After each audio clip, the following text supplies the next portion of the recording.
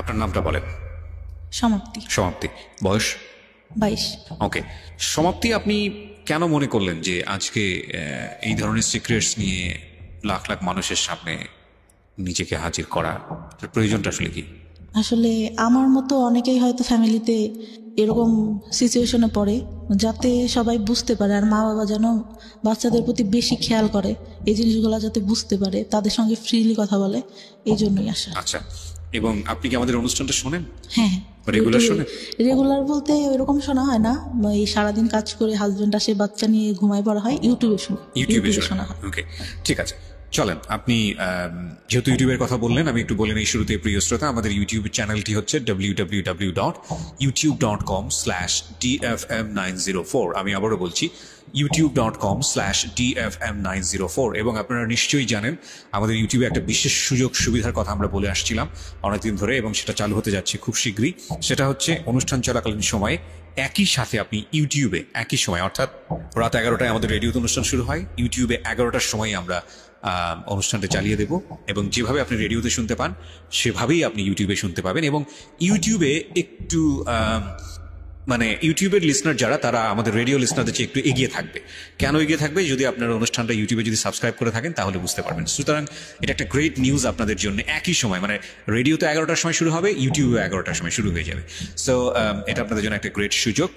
তবে এটা ঠিক যে এটা ভিডিও না, এটা প্রিমিয়ার হবে, মানে আপনারা যখন টিউন করবেন 11টার সময় আপনারা পুরো অনুষ্ঠানটা ওখানে শুনতে পারবেন। সো ইউটিউবে যারা সাবস্ক্রাইব করেননি তাদেরকে আমি বলবো যে ইউটিউবে please subscribe it, www.youtube.com/dfm904। Subscribe করে নোটিফিকেশনটা অন করে রাখবেন। সমাপ্তি, শুরু করুন আপনি যেখান থেকে আপনার বলতে ইচ্ছে করে, কারণ আপনি যেহেতু আমাদের অনুষ্ঠান শোনেন, you have lot of ideas about our programme. So আপনি আপনার মতো করে শুরু করুন। প্রথমে আমরা ব্যাকগ্রাউন্ডে থাকি, তারপর আমরা দেখে আসলে আপনার জীবনের সিক্রেটসটা কি। জি, ছোটবেলা থেকেই শুরু করি। শিওর। ছোটবেলায় আমার ভাই হওয়ার পরে আমি 9 বছর পর হই। আচ্ছা। তা আমার বাবা বলতো যে এবার যদি মেয়ে না হয়, মানে আমার মাকে বলতো যে তাহলে কিন্তু তোমাকে রাখবো না। প্রথমে আপনার ভাই হয়? হ্যাঁ। আচ্ছা। তারপর আল্লাহর রহমতে আমি হই। আমার বাবা অনেক খুশি থাকে। আমাকে ভাইয়া যখন হয়, আমার মায়ের বয়স হয়তো তখন 13 বছর। জি। আমার বাবা লজ্জায় আমার ভাইকে কখনো কোলে টোলে নিত না, তা আমাকে অনেক আদর করতো। আচ্ছা। অনেক আদর করতো। আমি ছোটবেলা থেকেই মানে গ্রামে বড় হই, তা সবাই যেরকম বলে যে সোনার চামচ মুখে দিয়ে জন্ম, ওর হচ্ছে এরকম। মানে আমার দাদার একটু সম্মান, আমার দাদা ছিল হচ্ছে প্রাইমারি স্কুলে চাকরি করতো, আর আমার দাদা মারা যাওয়ার পরে আমার বাবার মানে সবকিছু ঘাড়ে, সংসারের কাজ টাজ পড়ে। আর আমার বড় চাচা হচ্ছে পড়ালেখা করতো, ছোট চাচাকেও আমার বাবা পড়ালেখা করায়। আচ্ছা। পড়ালেখা করালে আমার চাচা একটা টাইমে হচ্ছে মানে একটু বড় হই, তখন একটু বুঝতে পারি, হয়তো 4-5 বছর বয়স, তখন থেকে মানে আমাকে কিভাবে যেন মানে ভালো করে মানে ব্যাড টাচ যেটাকে বলে ওরকম করতো। আমি বুঝতাম না, তখন তো বুঝি না আসলে এগুলা কি, ওটা বোঝার বয়সও না আমার। মানে আপন চাচা? হ্যাঁ, আপন চাচা, ছোট চাচা। ওকে। আমি তখন অতটা বুঝি না। আমার ঘুম আসানোর সময় বা দেখা গেছে পড়তে বসানোর সময় করতো, আমি বুঝতাম না যে আসলে এগুলা কি, কেন করতেছে। ওকে। তা আমার বাবা একটা পর্যায়ে বুঝতে পারে, তার অ্যাপেন্ডিসাইডের অপারেশন করে, তার সামনে মানে ঠোঁটে কিস করা যেটাকে বলে ওটা করে। আমি ভাবি ছোট তো তখন, এটা তো বুঝি না কি। এখন বুঝি যে ওটা কেন করলো আর আমার বাবা কেন তখন কিছু বললো না, এটা মনে হতো। তাই একটা পর্যায়ে যখন এরকম মানে গায়ে হাত টাত দিত, তখন আমার বাবা একটা পর্যায়ে আমার কাছে জিজ্ঞাসা করে, আমার চাচাকে কিন্তু কোনো কিছু জিজ্ঞাসা করে না, আমাকে জিজ্ঞাসা করে। জিজ্ঞাসা করলে আমার চাচা আবার ভয় দেখায় যে তুমি যদি বলো তোমাকে ধরে মারবে। বলো মানে কি? মানে আপনার চাচা কি শিওর হয়ে গেছিল যে বিষয়টা আপনি জানেন বা বিষয়টা আপনি বোঝেন? যখন একটু বোঝা শিখলাম, হয়তো 7-8 বছর। আপনি কি কোনো কিছু জিজ্ঞেস করতেন না বিষয়টা নিয়ে, যে তুমি আমার সঙ্গে এরকম আচরণ কেন করছো? বা ভয় পাইতাম অনেক। চাচাকে ভয় পেতেন? হ্যাঁ, অনেক ভয় পেতাম। কেন ভয় পেতেন? মানে উনি আমাকে ধরতে আসতেছে, মানে ওই জিনিসটা ফিল হইতো যে কখন যেন হাত দিবে, কখন যেন কি করবে। মানে উনি আসলে পরে আমি ঘর থেকে একটা বেরোনোর অজুহাত খুঁজতাম। তো আপনি তখন 4-5 বছরের বয়স। 4-5 বছরের বাচ্চারা তো অনেক বেশি স্পন্টেনিয়াস হয়, মার সাথে ফ্রি হয় বা ভাইয়ের সাথে। আপনার ভাই তো বড়ই ছিল, পড়ালেখা করতো, ওরকম করে মানে অতটা ফ্রি ছিলাম না। তো বাবা বিষয়টা জানার পরে আপনাকে প্রশ্ন করে? হ্যাঁ, তখন হয়তো 7-8 বছর বয়স হবে। তখন 3-4 পড়ি হয়তো। আচ্ছা, তা আমি মানে বলি যে না, তা বলে আমি তো দেখছি। আমি বললাম, আমি তখন কথা বলি না কোনো। তাহলে আমি কি তোর চাচার কাছে জিজ্ঞাসা করবো? আমি বলি যে সেটা তুমি জানো। তা সে জিজ্ঞাসা করে কিনা জানি না, আমার চাচা জিজ্ঞাসা করে তুমি কি তোমার আব্বুরে কিছু বলছো? আমি তখন আমার বাবা আবার বলে যে আমি তোরা জিজ্ঞাসা করছি, তুই এটা তোর চাচার বলবি না। আমি বলি না, বলি নাই কিছু। আর আচ্ছা ঠিক আছে। রাতে ঘুমাই থাকতাম, আমার দাদির সঙ্গে শুইতাম। সে রাতে উঠে এসে আমার গায়ে মানে টাচ করতো। আপনার দাদির সঙ্গে আপনি ঘুমাতেন, চাচা এখানে থাকবে কেন? অন্য রুমে থাকতো, রাতে যখন সবাই ঘুমাই যেত তখন উঠে আসতো। তো ভয়ঙ্কর বিষয়গুলো। এবং আপনি কিছু বলতেন না? কি বলবো, কি মানে তখন তো এটা বুঝি না ভাই, শুধু টাচ করতো। তো বাট আপনার তো ভয় লাগা উচিত। মানে আমি জানি না, প্রশ্নগুলো আমার আসছে বলে আমি করছি। আমি অতটুকু বয়সে যতটুকু সোরা পড়তাম, যতটুকু যার কাছ থেকে শুনছি যে এই দোয়া পড়লে রাতে কোনো খারাপ কিছু হবে না বা কোনো কিছু কেউ করতে পারবে না, আমি ওইটা পড়ে ঘুমাতাম যে হয়তো আজকে কিছু হবে না, কিন্তু সেই জিনিসটাই হতো। ওকে, আপনি বলেন। হ্যাঁ, আমার অনেক কথাই বলার আছে। আমি বহুবার বলেছি এবং আমি আবারও বলছি যে রেডিও ইন্ডাস্ট্রিতে আমি যেসব বিষয়গুলো নিয়ে কাজ করেছি লাস্ট 7-10 ইয়ার্সে, তার মধ্যে এই যে চাইল্ড সেক্সুয়াল অ্যাবিউজ, এই অ্যাবিউজের উপরে যে যারা এরকম ঘটনার মুখোমুখি হয়েছেন তাদেরকে ফ্রন্ট লাইনে নিয়ে এসে তাদেরকে স্পিক আউট করা, বলানো তাদের মুখ দিয়ে, এই সাহসটা আমি দুর্দান্তভাবে দেখিয়েছি। সেটার জন্য আমাকে নিয়ে অনেকে সমালোচনাও করেন, অনেক বাজে বাজে কথাও বলেন, অনলাইনে বলেছেনও। সেগুলো দেখে আমি কান তুলিনি এই কারণে অনেকে মনে করেন যে এই ধরনের কথা রেডিওতে আসা উচিত না। অনেকে মনে করে যে এটা এক ধরনের বেহায়াপনা। অনেকে মনে করে ঘরের কথা ঘরেতেই রেখে দেওয়া উচিত। আমি মনে করি এটা একটা ঘায়ের মতো, পচা ঘা, নোংরা একটা ঘা। এই ঘাটাকে যত বেশি ঢেকে রাখা হবে, এই ঘাটা তত বেশি ছড়াবে এবং এটা একসময় ক্যান্সার হয়ে যাবে। আমাদের এখন বলার যুগ। কোনো অন্যায় হলে আমরা স্পিক আউট করি এবং আমরা মনে করি এই স্পিক আউটটা একটা সময় অন্যায়টাকে ইরেজ করে দেবে।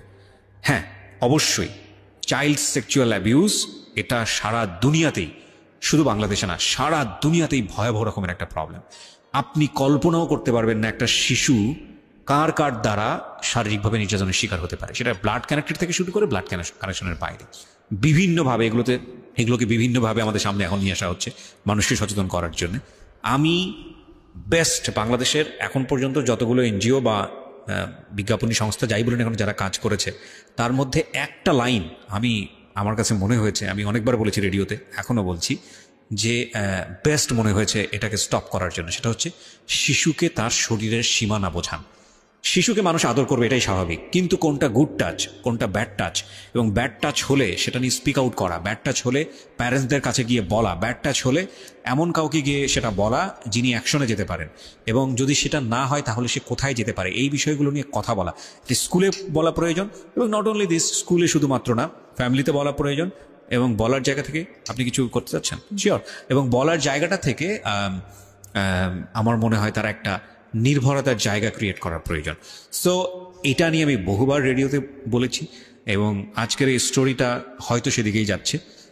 আমরা একটু ওয়েট করি, সামনের দিকে একটু আগাই, কারণ আমি জানি যে আজকের এই সমাপ্তির গল্পের মধ্য দিয়ে বাংলাদেশের অনেক মেয়ে নিজেদের শৈশব খুঁজে পাবে। আমি ডেফিনেটলি শিওর, কারণ এগুলোর উপর যারা কাজ করেন তাদের যেই পার্সেন্টেজ, মানে তারা যেসব পরিসংখ্যান আমাদের সামনে তুলে ধরে, সেটা কিন্তু রীতিমতো ভয়াবহ।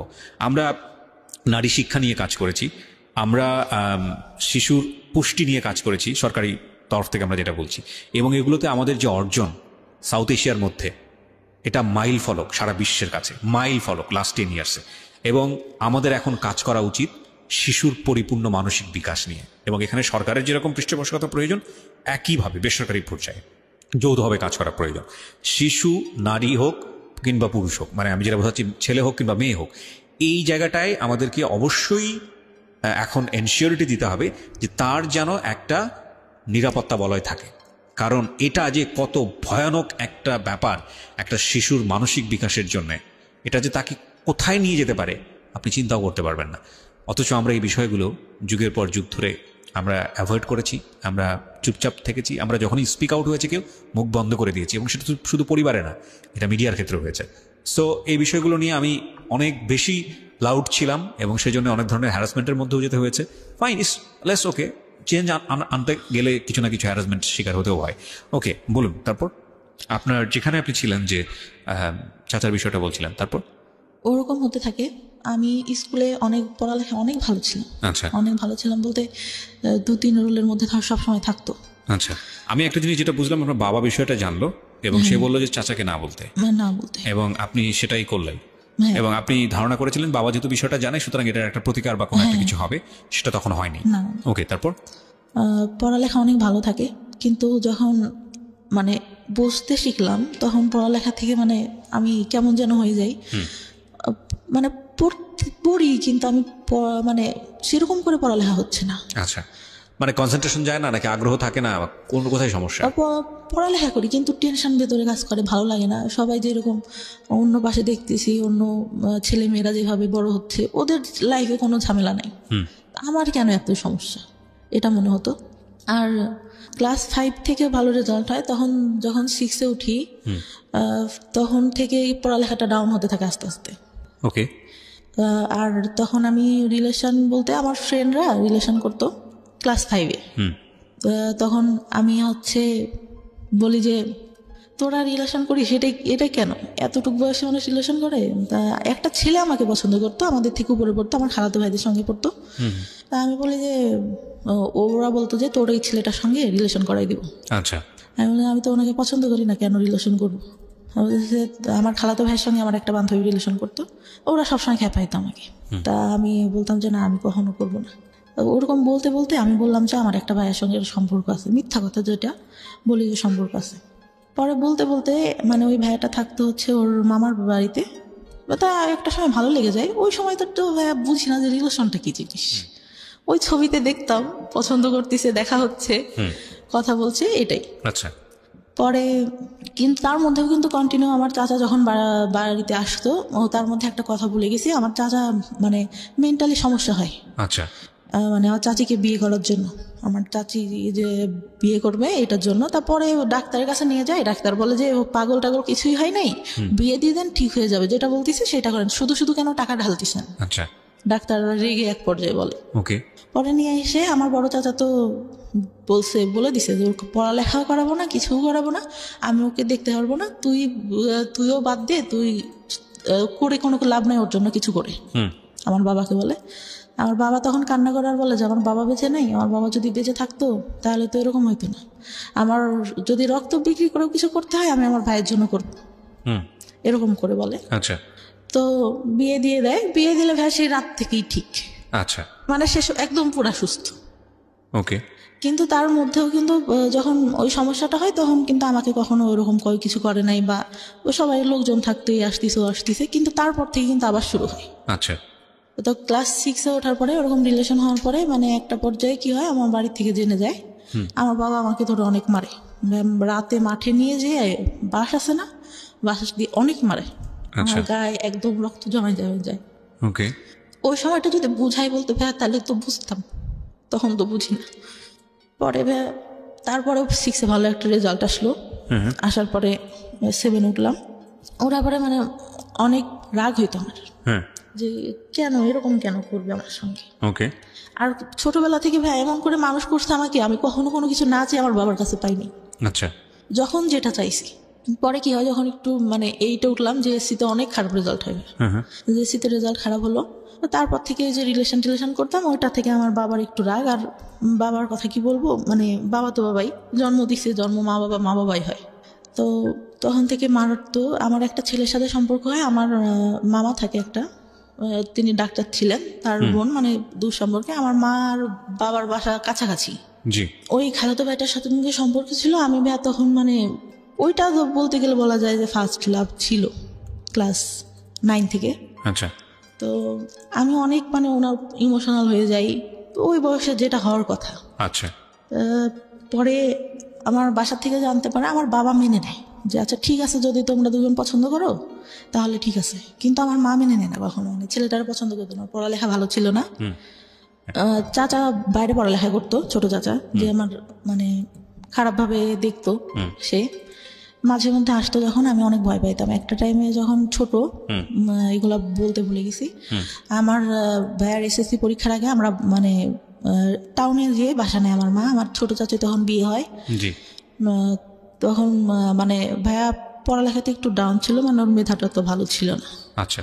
তো ওখানে নিয়ে যায় বা বলে যে এখানে তো কাজ টাজ করতে হয়, ও পড়তে পারে না, কি করে বেড়ায় না বেড়ায়, বাসায় গেলে ওখান থেকে মানে ও টাউনে পড়ালেখা করতো, ওখান থেকে সুবিধা হবে। হ্যাঁ ওইখানে বাসা নেয়। আমি ভালো একটা স্কুলেই পড়ালেখা করতাম, ছোট মানে নার্সারি থেকে শুরু করি। আচ্ছা ওখান থেকে ক্লাস 5-4 পর্যন্ত ওইখানে পড়ি। তখন ওইখানে মেবি 2 বছর মতো থাকা ছিল টাউনে। তো তখন ফ্রেন্ডদের সাথে অনেক ভালো, এখান থেকেই যেতাম। আমার খালাতো ভাই একটু উপরে পড়তো, আমি নিচে পড়তাম। আর ওই ভাইয়ার পরীক্ষা দেয়, এসএসসিতে ফেল করে ইংলিশে। আচ্ছা আমার বাবা নাকি, আমি তো তখন ছোট ছিলাম, মনে নেই, আমার মা যতদূর বলে, তো অনেক কান্না করে আর বলে যে আমার মেয়ে আমার কখনো মানে খারাপ কিছু করবে না, আমার মেয়ে আমার সম্মান রাখবে। আমার ভাইয়ের একটা কি ছিল, ও আব্বু যখন থাকতো না, ও বসে বসে টিভি দেখতো। যে আব্বুর আসা শব্দ শুনতো, তখন আব্বুর বাইক ছিল, শব্দ শুনলে আস্তে করে টিভিটা বন্ধ করে পড়তে বসে যেত। আচ্ছা তা আমার পড়ালেখা মোটামুটি ভালো ছিল, সবসময় 2-3-এর মধ্যে থাকতো রোলটা। আচ্ছা বা আমার স্কুলে অনেক মানে ছাড়া অনেক ভালোবাসতো। আর ছোটবেলায় আমাকে নাকি বলতো যে, তখন বিএনপি সরকার, বলতো যে খালেদা জিয়ার নাতনি আছে না, ওকে ওর মতো লাগে। একটা স্যার তো খুব আদর করতো আমাকে, ওভাবে মানে খুব ভালোবাসতো সবাই। আমার বান্ধবীদের মধ্যে সবাই বলতো যে অনেক সুন্দর দেখতো। আচ্ছা বান্ধবীরা অনেক মানে সবসময় ফার্স্ট বেঞ্চে বসা, সবার সাথে মজা করা। বড় ওই আস্তে আস্তে কিন্তু ওই যে চাচা যে ওইটা করতো, ওটা তো আর কারোর সঙ্গে আমি বলতে পারি না। জি ওটা তো ভেতরেই থেকে যায়, খুব খারাপ লাগে। পরে যখন ওই ভাইয়া ফেল করার পরে বাসাটা ছেড়ে দেয়, বাসা ছেড়ে দিয়ে আবার বাড়িতে যখন আসলো, তখন আবার ওইটা বেড়ে গেল। আচ্ছা বেড়ে গেল বলতে পরে যে বাবা একটা টাইমে দেখতে পারে, কিন্তু আমার বাবা কিন্তু একটা বড় আমার চাচার কাছে জিজ্ঞাসা করে নাই যে ও তো তোর মেয়ের মতো, তুই কেন এগুলা করিস। সে তো তাকে বলবে, আমি তো ছোট, আমি তখন বুঝি না। আমাকে এটা জিজ্ঞাসা করে আর আমাকে নিষেধ করলে বা আমি কি করতাম। আমি নিজের রুমে থাকতাম, তার পাশের রুমে আমার চাচা থাকতো। আমার চাচি তার কাছে আসে শুয়ে, কিন্তু সে রাতে ঘুমাই গেলে উঠে ঠিক আমার এখানে আসবে। ভাইয়া অনেক কান্না করতাম, বিশ্বাস করবেন না। আর চুল টানতাম, হাতে কাটতাম, করতাম। খুব যখন খারাপ লাগতো, নিজের গায়ে নিজে খামচাতো, অনেক কষ্ট হইতো। আর তখন পড়ালেখা মানে অঙ্কটা আমি খুব খারাপ পারতাম, অঙ্কটা ভালো হতো না। আমার চাচা পড়াইতে বসানোর মধ্যে আমার মা তো ভাবতেছে যে মনে হয় পড়াচ্ছি। পড়তে বসায় ভাইয়া মানে সবসময় হাত গায়ে দিতেই থাকতো আপনার চাচা। জি। তো পড়ার পরে চাচার পড়ালেখা শেষ হয়, তখন আমি ক্লাস 5-এ। আমার চাচার পড়ালেখা শেষ হয়ে উনি একটা জব পাই টাউনে, আমরা যেখানে থাকতাম সেখানে, সরকারি ইয়াতেই। তো দিলে ওটা বেতন বেশি ছিল না। চাচার সঙ্গে আমার আবার গার্লস স্কুলে ভর্তি করে দেয়। ওই সময় যে বললাম না একটা ছেলের সাথে সম্পর্ক, এটা জানার পর আমার গার্লস স্কুলে দিয়ে দেয়। জি গার্লস স্কুলে দিয়ে দিলে ওই ছেলেটার সঙ্গে আমি আর পরে কথা টথা বলি না, নিজের থেকেই বাদ দিয়ে দিই যে মারতেছে আমাকে ধরে, মার খাবো আর কি পড়ালেখা হচ্ছে না, বাদ দিয়ে দিলাম। পরে 6-এ ওইখানে আমার চাচাই সঙ্গে করে নিয়ে যেত। আচ্ছা নিয়ে যেত স্কুল শেষে খালার বাসায় আসতাম, আমার খালার বাসা ওইখানে ছিল। আসলে দেখা যেত আমার চাচার অফিস বিকালে শেষ হইতো, যাইতে যাইতে দেখা গেছে বাড়ি যাইতে তখন ইটের রাস্তা ছিল, দেখা গেছে যে 20-25 মিনিট লেগে যেত আমার বাড়ি যেতে। অন্ধকার হয়ে গেলে ভাই সে গাড়িতে বসে দেখা যাচ্ছে আমার গায়ে হাত দিচ্ছে। মানে এটা কন্টিনিউ একটা ভয়ঙ্কর রকমের একটা মানুষ আপনাকে, মানে আপনার কাছে তো এরকমই মুহূর্ত হওয়ার কথা, যে মানুষটাকে আমি এত বেশি অপছন্দ করি, সেই মানুষটা আমার পাশে পাশে কন্টিনিউয়াসলি এটা করছে, এবং আপনি সেটাকে মুখ বন্ধ করে মানে একজনের শাই ফিল হোক বা যেটার কারণেই হোক, আপনি কাউকে স্পিক আউট করছেন না, কাউকে বলছেন না। কাউকে না। আচ্ছা কাউকে না। ক্লাস 9 থেকে এটা অনেকের মানে কিছু কিছু কেউ জানে, তার আগ পর্যন্ত আমি কাউকে কিছু বলিনি, কাউকে না। পরে ওইভাবে যেতে থাকলাম, একটা বছর গার্লস স্কুলে পড়া হয় আমার চাচা। তারপর ওইখান থেকে চাকরিটা ছেড়ে দিয়ে, মানে বেতন কম ছিল দেখে সুগার মিলে চাকরি নেয়, তখন সে ওইখানে চলে যায়। আচ্ছা তারপরে ওইখানে গিয়ে আমার চাচিকেও নিয়ে যায়। পরে তো ওইখান থেকে ভাইয়া বাঁচলাম। আচ্ছা মনে হলো যে না, কিন্তু আমি যে রিলেশন করতাম আমার মনে হইতো যে আমি এখান থেকে বেরোতে পারলে বাঁচি। এই ছেলেটার সঙ্গে রিলেশন করতেছি, ও যদি আমাকে নিয়ে যায় আমার তো এখানে থাকতে হবে না। সবসময় এটা মনে হতো যে আমি এই ফ্যামিলিতে কেন থাকবো। আচ্ছা আর আমি ভাবতাম যে এরকম ফ্যামিলি মানুষের হয়। আরও তো আশেপাশে আমার বান্ধবীরা আছে, ওরাও তো কত ভালো, কতই। খুব খারাপ লাগতো। আর একটা আমার বাবা ছোটোবেলায় স্কুলে যাইতাম, ফার্স্টে হয়তো দিত, তখন 2 টাকা 5 টাকা অনেক কিছু পাওয়া যাইতো ভাইয়া। কি হয়, আমার বান্ধবীরা একটু ভালো ফ্যামিলি ছিল, আমার বাবা মানে আমাদেরও ভালো ফ্যামিলি, কিন্তু আব্বু ভাবে টাকা দিতে চাইতো না। আমি কি করি, আব্বুর পকেট থেকে টাকা নিই, মনে হয় 6 টাকা না কয় টাকা, সেটা আচ্ছা। নিয়ে আমার আব্বু মানে দেখে ঘুমের ঘরে, আমার ছোট খালাকে বলে। তা আমি সেদিন অনেক কান্না করি, স্কুলে যাই না, যে আমি তো বেশি টাকা নিয়ে নেই, আর আমার হয়তো এটা ভুল ছিল ভাই। আর ওরা যখন ইয়া করতো না, মানে সবাই খাচ্ছে এটা ওইটা, আমি তো নিতে পারতেছি না, ওইটা অনেক খারাপ লাগতো। কিন্তু টিফিন দিয়ে দিত, টিফিনের পরেও যে দোকান টোকান আসতো সবাই নিত, খারাপ লাগতো অনেক। আচ্ছা। আমার চাচা কি করতো, এই গায়ে হাত দিত, এটা করতো এটা করতো, টাকা দিত হাতে, যা হলো বাসা স্কুলে যে এটা খেয়ে ওইটা খেয়ে। তা আমার মনে হতো যে কি রে, উনি এরকম করেন, আমার হাতে টাকা দেয় কেন, আমি কোনার কাছে টাকা চাই নাকি, এরকম মনে হইতো। আর আব্বুর উপর অনেক রাগ হইতো যে কি ব্যাপার, উনি কিছু কেন বলে না, উনি তো জানে। পরে 5-এ ভালো রেজাল্ট করলাম, একটা ভালো রেজাল্ট আসলো, বৃত্তি দিছিলাম, বৃত্তি পাইনি কিছু নাম্বারের জন্য।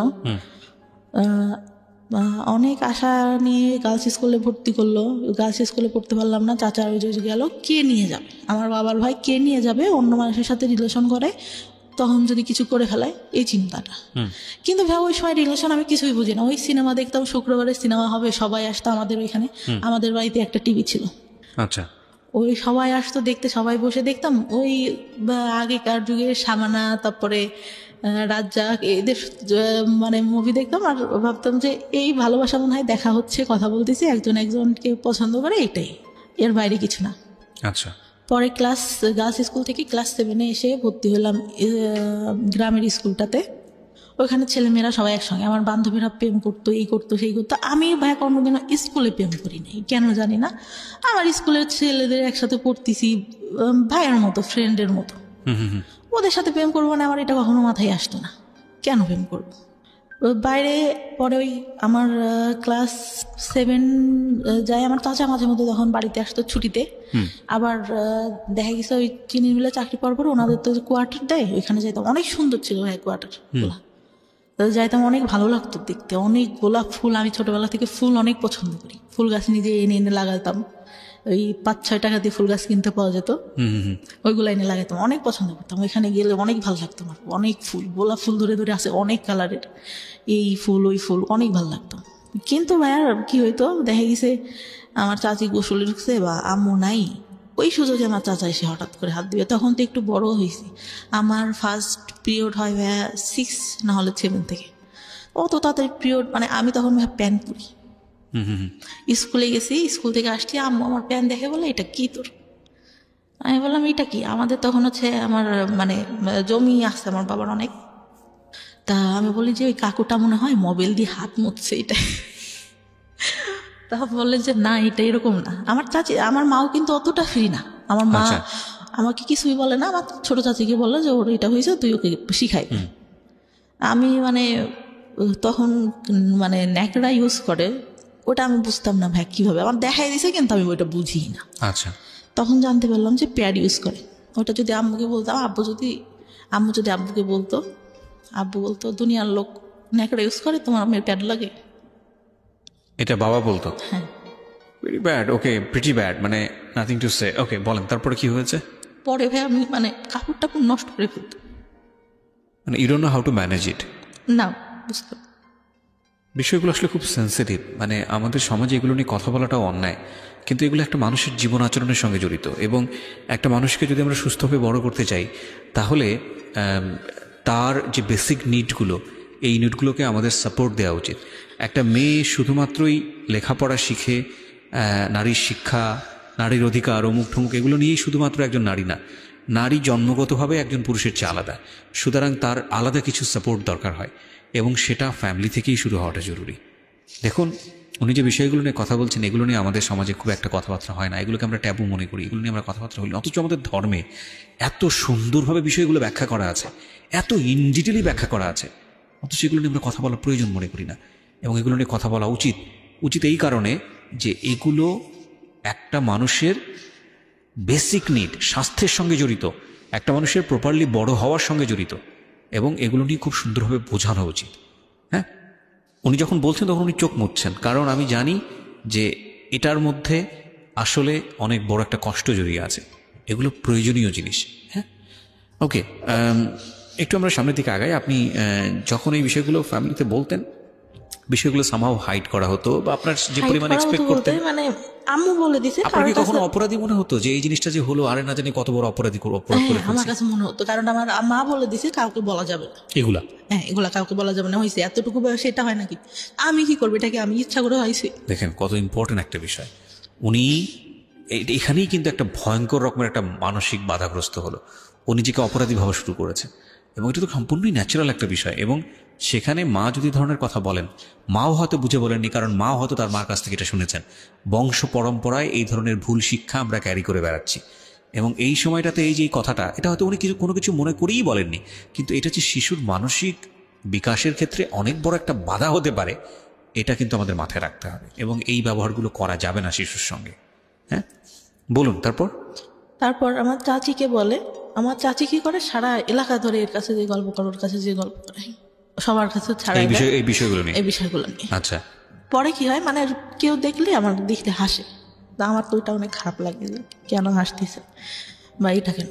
পরে আমরা 3টা বান্ধবী ছিলাম, বান্ধবী বলতে একটা ছিল আমার থেকে বয়সে 2 বছরের বড় হবে, কিন্তু একসঙ্গে পড়তো, পড়ালেখাটা তো ভালো আচ্ছা, ছিল না। আচ্ছা। 3 জনে একসাথে বেড়াতাম। আমার পাশে আর একটা চাচা ছিল, চাচা ছিল, সে আবার কি করতো, আমাদের 3 জনকে দেখি ওরকম 3 জনের সঙ্গে। আমার খারাপ লাগতো, কি ব্যাপার আমার সঙ্গেই কেন এরকম হচ্ছে, আমি কেন। আর আমি ছোটবেলা থেকে যেরকম দেখতেছেন অতটাই আছিলাম না, কিন্তু লম্বা হাইটে যারা 2-3 বছরের বড় তাদের থেকে লম্বা টম্বা ছিলাম, ছিলাম। তো ওরা মানে আমার দিকে সবার নজর, কেন জানি না। আর মানে সবাই বলে যে বড় হওয়ার পরে যতটুকু জানছি, আমার ওই যে বললাম শেষে লাস্ট যে বয়ফ্রেন্ডের সাথে সম্পর্ক ছিল, আমাদের গোষ্ঠী আর ওদের গোষ্ঠী আলাদা, একই এলাকাতে। ওরা বলা বলি করতো যে তোমাদের গোষ্ঠীর মানে লোকদের ইয়াটাই খারাপ, সবাই একই রকম। মানে এটা সত্যি কথা ভাই, প্রত্যেকটা লোক, মানে যতদূর জানি, এখন যতদূর জানছি, পাশের একটা চাচা, আমার দাদারা ছিল 3 ভাই, তার ছেলে, বড় দাদার যে ছেলেগুলা, ঠিক আছে, এগুলো বলা বলি করতে হবে, আপনি এত ইনডিটেইলি জানেন না, হয়তো বিষয়গুলো নিয়ে আমরা খুবই আসলে অনেক বলতে পারবো না। হ্যাঁ, খারাপ ছিল, মানে যাই হোক আপনাদের সবাই এই সম্পর্কে আর লোকজন আজে বাজে কথা বলতো, এটুকুই এনাফ। ওকে, তারপর? মানে বলতো গোষ্ঠীটাই ভালো না, গোষ্ঠীর লোকজনই ভালো না, এরকম বলতো। তারপর ওরকম হওয়ার পরে আমার যখন ওইরকম হলো, পরে আমি তো খেললে ওই যদি চাচাকে দেখতাম, ভয় যেতে ওইখান থেকে সরে যেতাম। আচ্ছা, যে কি করবে, আবার ডাকবে কিনা। আচ্ছা।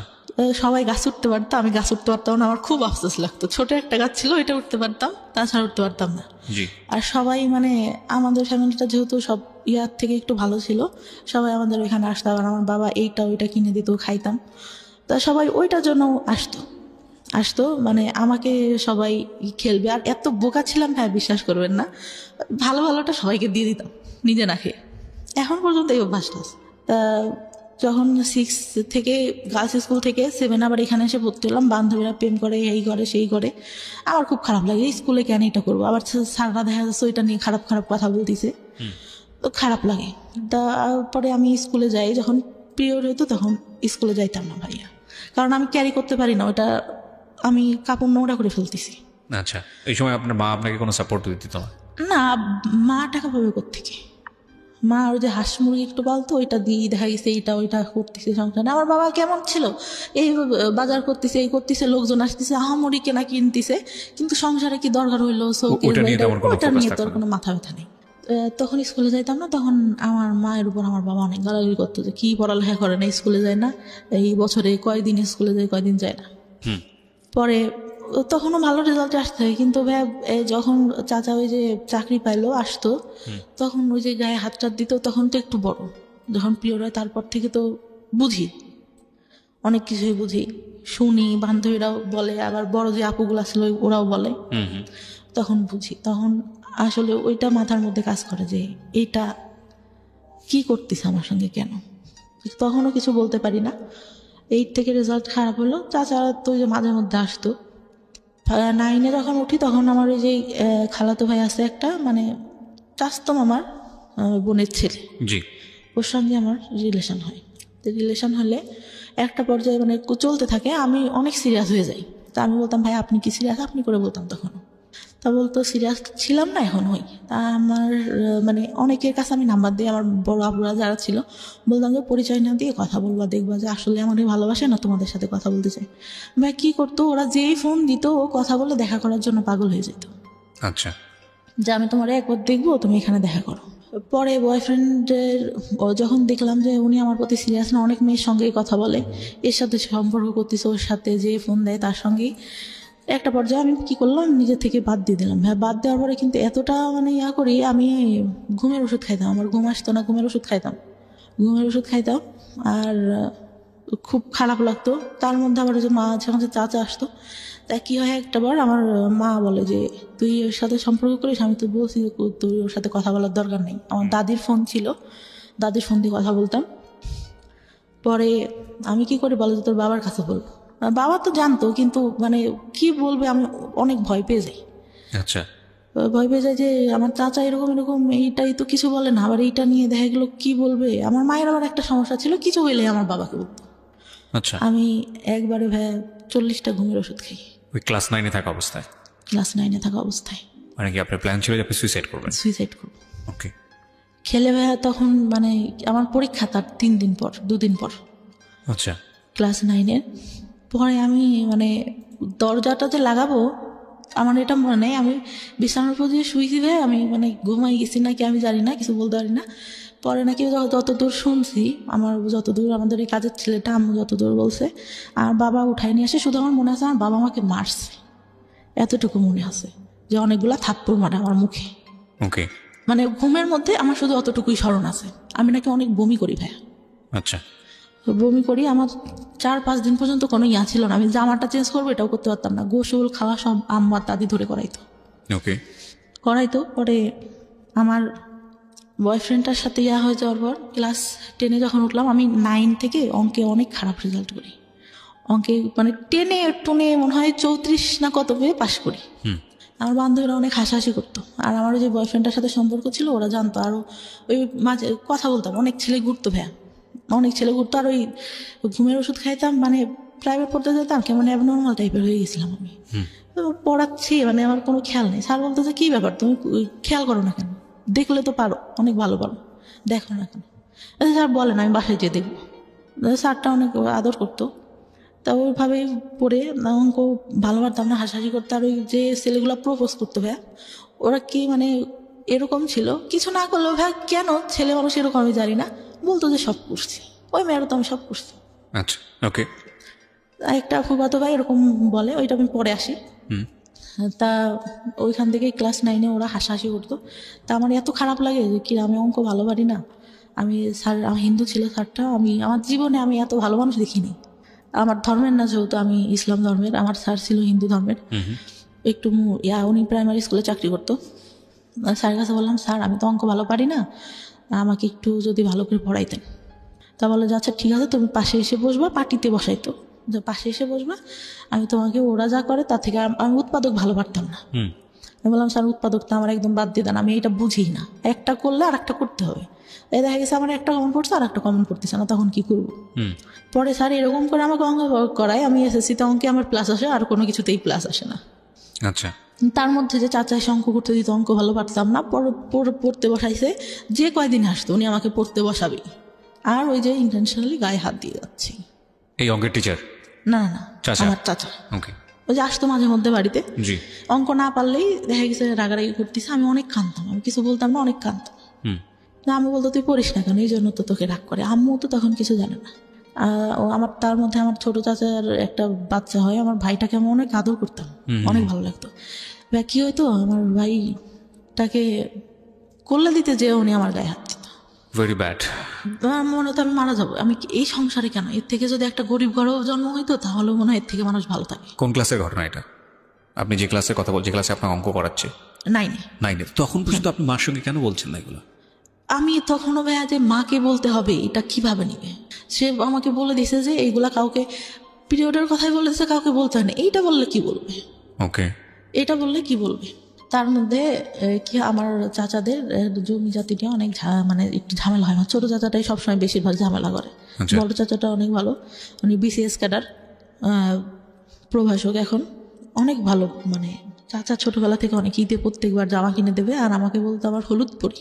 আমাকে ছোট বড় চাচা বলতো, আমার বড় চাচা। বড় চাচা, আচ্ছা। অনেক আদর করতো। আমি চিন্তা করতাম চলে যাব, কিন্তু তখন চিন্তা করতাম যে আমার ভাই, আমার সবাই অনেক ভালোবাসে, আমি চলে গেলে তো মান সম্মান থাকবে না, আর নাম ডাক আছে যেহেতু ফ্যামিলির একটা। এসএসসি পরীক্ষার আগে আমি সম্পূর্ণ সবার সঙ্গে কথা বলা বন্ধ করে দিই, যে আমার এমনিতে অঙ্কেটে ভালো পারি না, আমি কারোর সঙ্গে কথা টথা বলবো না, আমি পরীক্ষাটা ভালো মতো দিই। তো পরীক্ষাটা দিই, পরীক্ষা দেওয়ার পরে আসলো এই কোনো রকমে মানে পাশ করলাম, ভালো মোটামুটি একটা রেজাল্ট আসলো। আসার পরে আমি মানে বাইরে ভর্তি হওয়ার ইচ্ছা আমার অনেক। তা টাউনে সরকারি মহিলা কলেজে আমার সব মানে ইয়াটিয়া দিলাম, চান্সও হইলো এখানে, কিন্তু আমার আব্বা ভর্তি করলো না। কেন করলো না? যে ওই ছেলের সঙ্গে সম্পর্ক আছে, যদি ওইখানে যেয়ে দেখা টেকা করে, এই জন্য। হয়তো তো তার জায়গা থেকে এটা ঠিক ছিল, কারণ আমি করবো না এর গ্যারান্টি কি আমার, আমি নিজে থেকেই বলতেছি। পরে ভর্তি করলো না, ওইখানে একটা স্কুল কলেজে ভর্তি করলো। এমনিতে মানে আমাদের এখান থেকে একটু টাউনে যে কলেজটা ছিল, যেতে 30 মিনিট মতো লাগতো। ওইখানে আমার বাবার যে ফ্রেন্ডের ছেলেটা আবার ওইখানে কলেজে কিভাবে যেন খোঁজ পায় আমাকে, মানে ওই ছেলেটার আবার কী হয় ভাই বলতে ভুলে গেছি। আমার এসএসসি পরীক্ষার পর আমার ফুপুর বাসায় আমি বেড়াইতে যাই। আচ্ছা। গেলে তা ওরা তো আমাদের বাসা থেকে আগের থেকে আসে, দেখা গেছে একটা অকেশন হইলে, একটু অনুষ্ঠান হইলে আসে, আঙ্কেল আসে, আঙ্কেলের ছেলে আসে। তা আসলে পরে ওরা বলে যে যেন আমাদের সঙ্গে পরে ওই আপুটার সঙ্গে এই ভাইয়াটার সম্পর্ক আছে। আমি কি বলিস, ও তো আমার দিকে একটু এরকম তাকায়, আমি তো বুঝি। আমার ফুফাতো ভাইদের বলে যে না, সত্যি কথা, অনেক ভালো সম্পর্ক, আর ওরা অনেক ভালোবাসে ওই আপুটাকে, আপু অনেক ভালোবাসে। আমি বলছি আচ্ছা, আজকের দিনের মধ্যে যদি আমি ওর সাথে সম্পর্ক করে দেখাইতে পারি, একটা বাজাবাজি ধরনেরই। তারপরে আর কি করি, আমার ফুফাতো ভাই ফোন দেয়, আমি ওর সঙ্গে কথা বলি। কথা বলে ঠিক সন্ধ্যার সময় ফোন দিছে, আচ্ছা আমি তোমাকে একটা কথা বলতে চাই সমাপ্তি, তুমি কি আমার কথা যদি হ্যাঁ হয় হ্যাঁ বলবা, নাহলে পরে না বলবা। আমি বলছি জি বলেন। বলতেছে তুমি কি আমাকে লাইক করো? আমি বলছি যে দেখি, চিন্তা করে দেখি।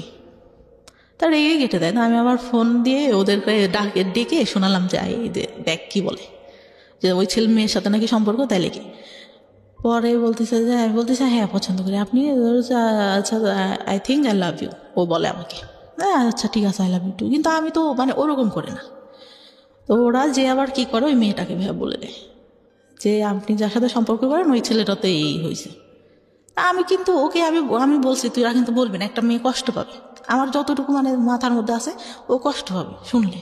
যাই হোক, ছেলেটা ভালো না, আমি যতটুকু জানতাম। পরে কলেজে ওঠার পরে, কলেজে যখন ভর্তি হইলাম, ওই ছেলেটা কোত্থেকে খোঁজ পাই জানি না, ও প্রত্যেক দিন এসে কি করতো, একটা রুমে 2টা দরজা ছিল, ছেলে দাঁড়া করা রাখতো 4টা। নেশা করতো ভাই প্রচুর পরিমাণে।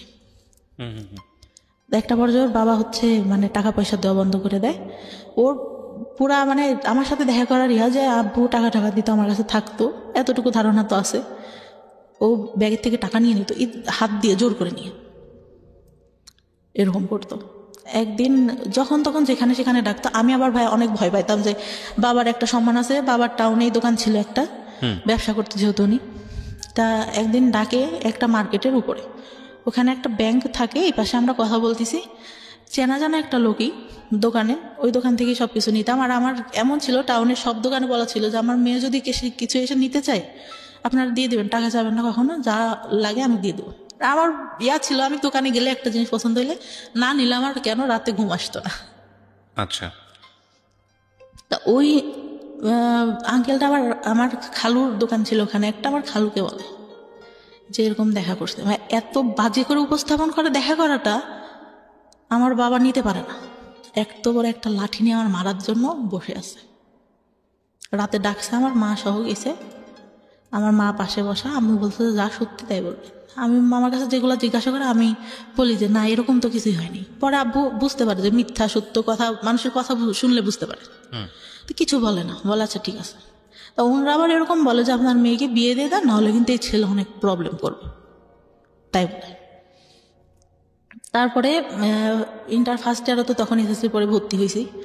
ইন্টার ফার্স্ট ইয়ার পরীক্ষার কিছুদিন আগে আমাকে একটা ছেলে দেখতে আসে। ছোটবেলা থেকেই চিনি, কিন্তু এভাবেও জানি না যে আমাদের এলাকায় বাসা, এটা জানি কার ভাই কার ছেলে এটাও জানি না। আমার আবার কেমন ছিল যে আমি কোথাও যেতে গেলে আব্বুর কাছে শুনতে হবে, আর বাইরে অত বেরোনোর কোনো ইয়া ছিল না আমাদের। আমি এলাকার মধ্যে আমাদের গোষ্ঠীতেও অনেকের নাম জানি, চিনি, একজনের মুখে চিনি, একজনের নাম জানি, এরকম অনেকে চিনিও না। তো কারণ গোষ্ঠীটা তো অনেক ছাড়ানো চিটানো, এক জায়গায় তো সীমাবদ্ধ না। তা ওই মানে শাড়ি পরি ওইটা দেখে নাকি ওর অনেক ভালো লাগে। পরে আমাকে আমার ভাইয়ের বিয়েতে তো যে মানে আমাদের বিয়ের পরে আবার দেখা যায় যে যেতে হয় বউয়ের বাড়িতে, মানে আমার ভাবির বাড়িতে যেতে হবে। তো আমার ভাই বলে যে তুই চল, আর আমার মামা তোমার কথা বলে যে ও চল। আমি বলি না যাবো না, আমার যেতে ইচ্ছা করে না। কারণ আমি তখন যে টেনশনে, আমার বয়ফ্রেন্ডের সাথে আমার ব্রেকআপ হয়ে গেছে, মন মানসিকতা ভালো থাকে না। আর ভাবিদের বাড়িটাও এরকম ছিল যে আমার পছন্দ না, মানে মাটির রাস্তা দিয়ে যেতে হতো, আমার ভালো লাগতো না। ওকে, তা বলছে যে আচ্ছা চল আজকে যাই, কালকে চলে আসবো।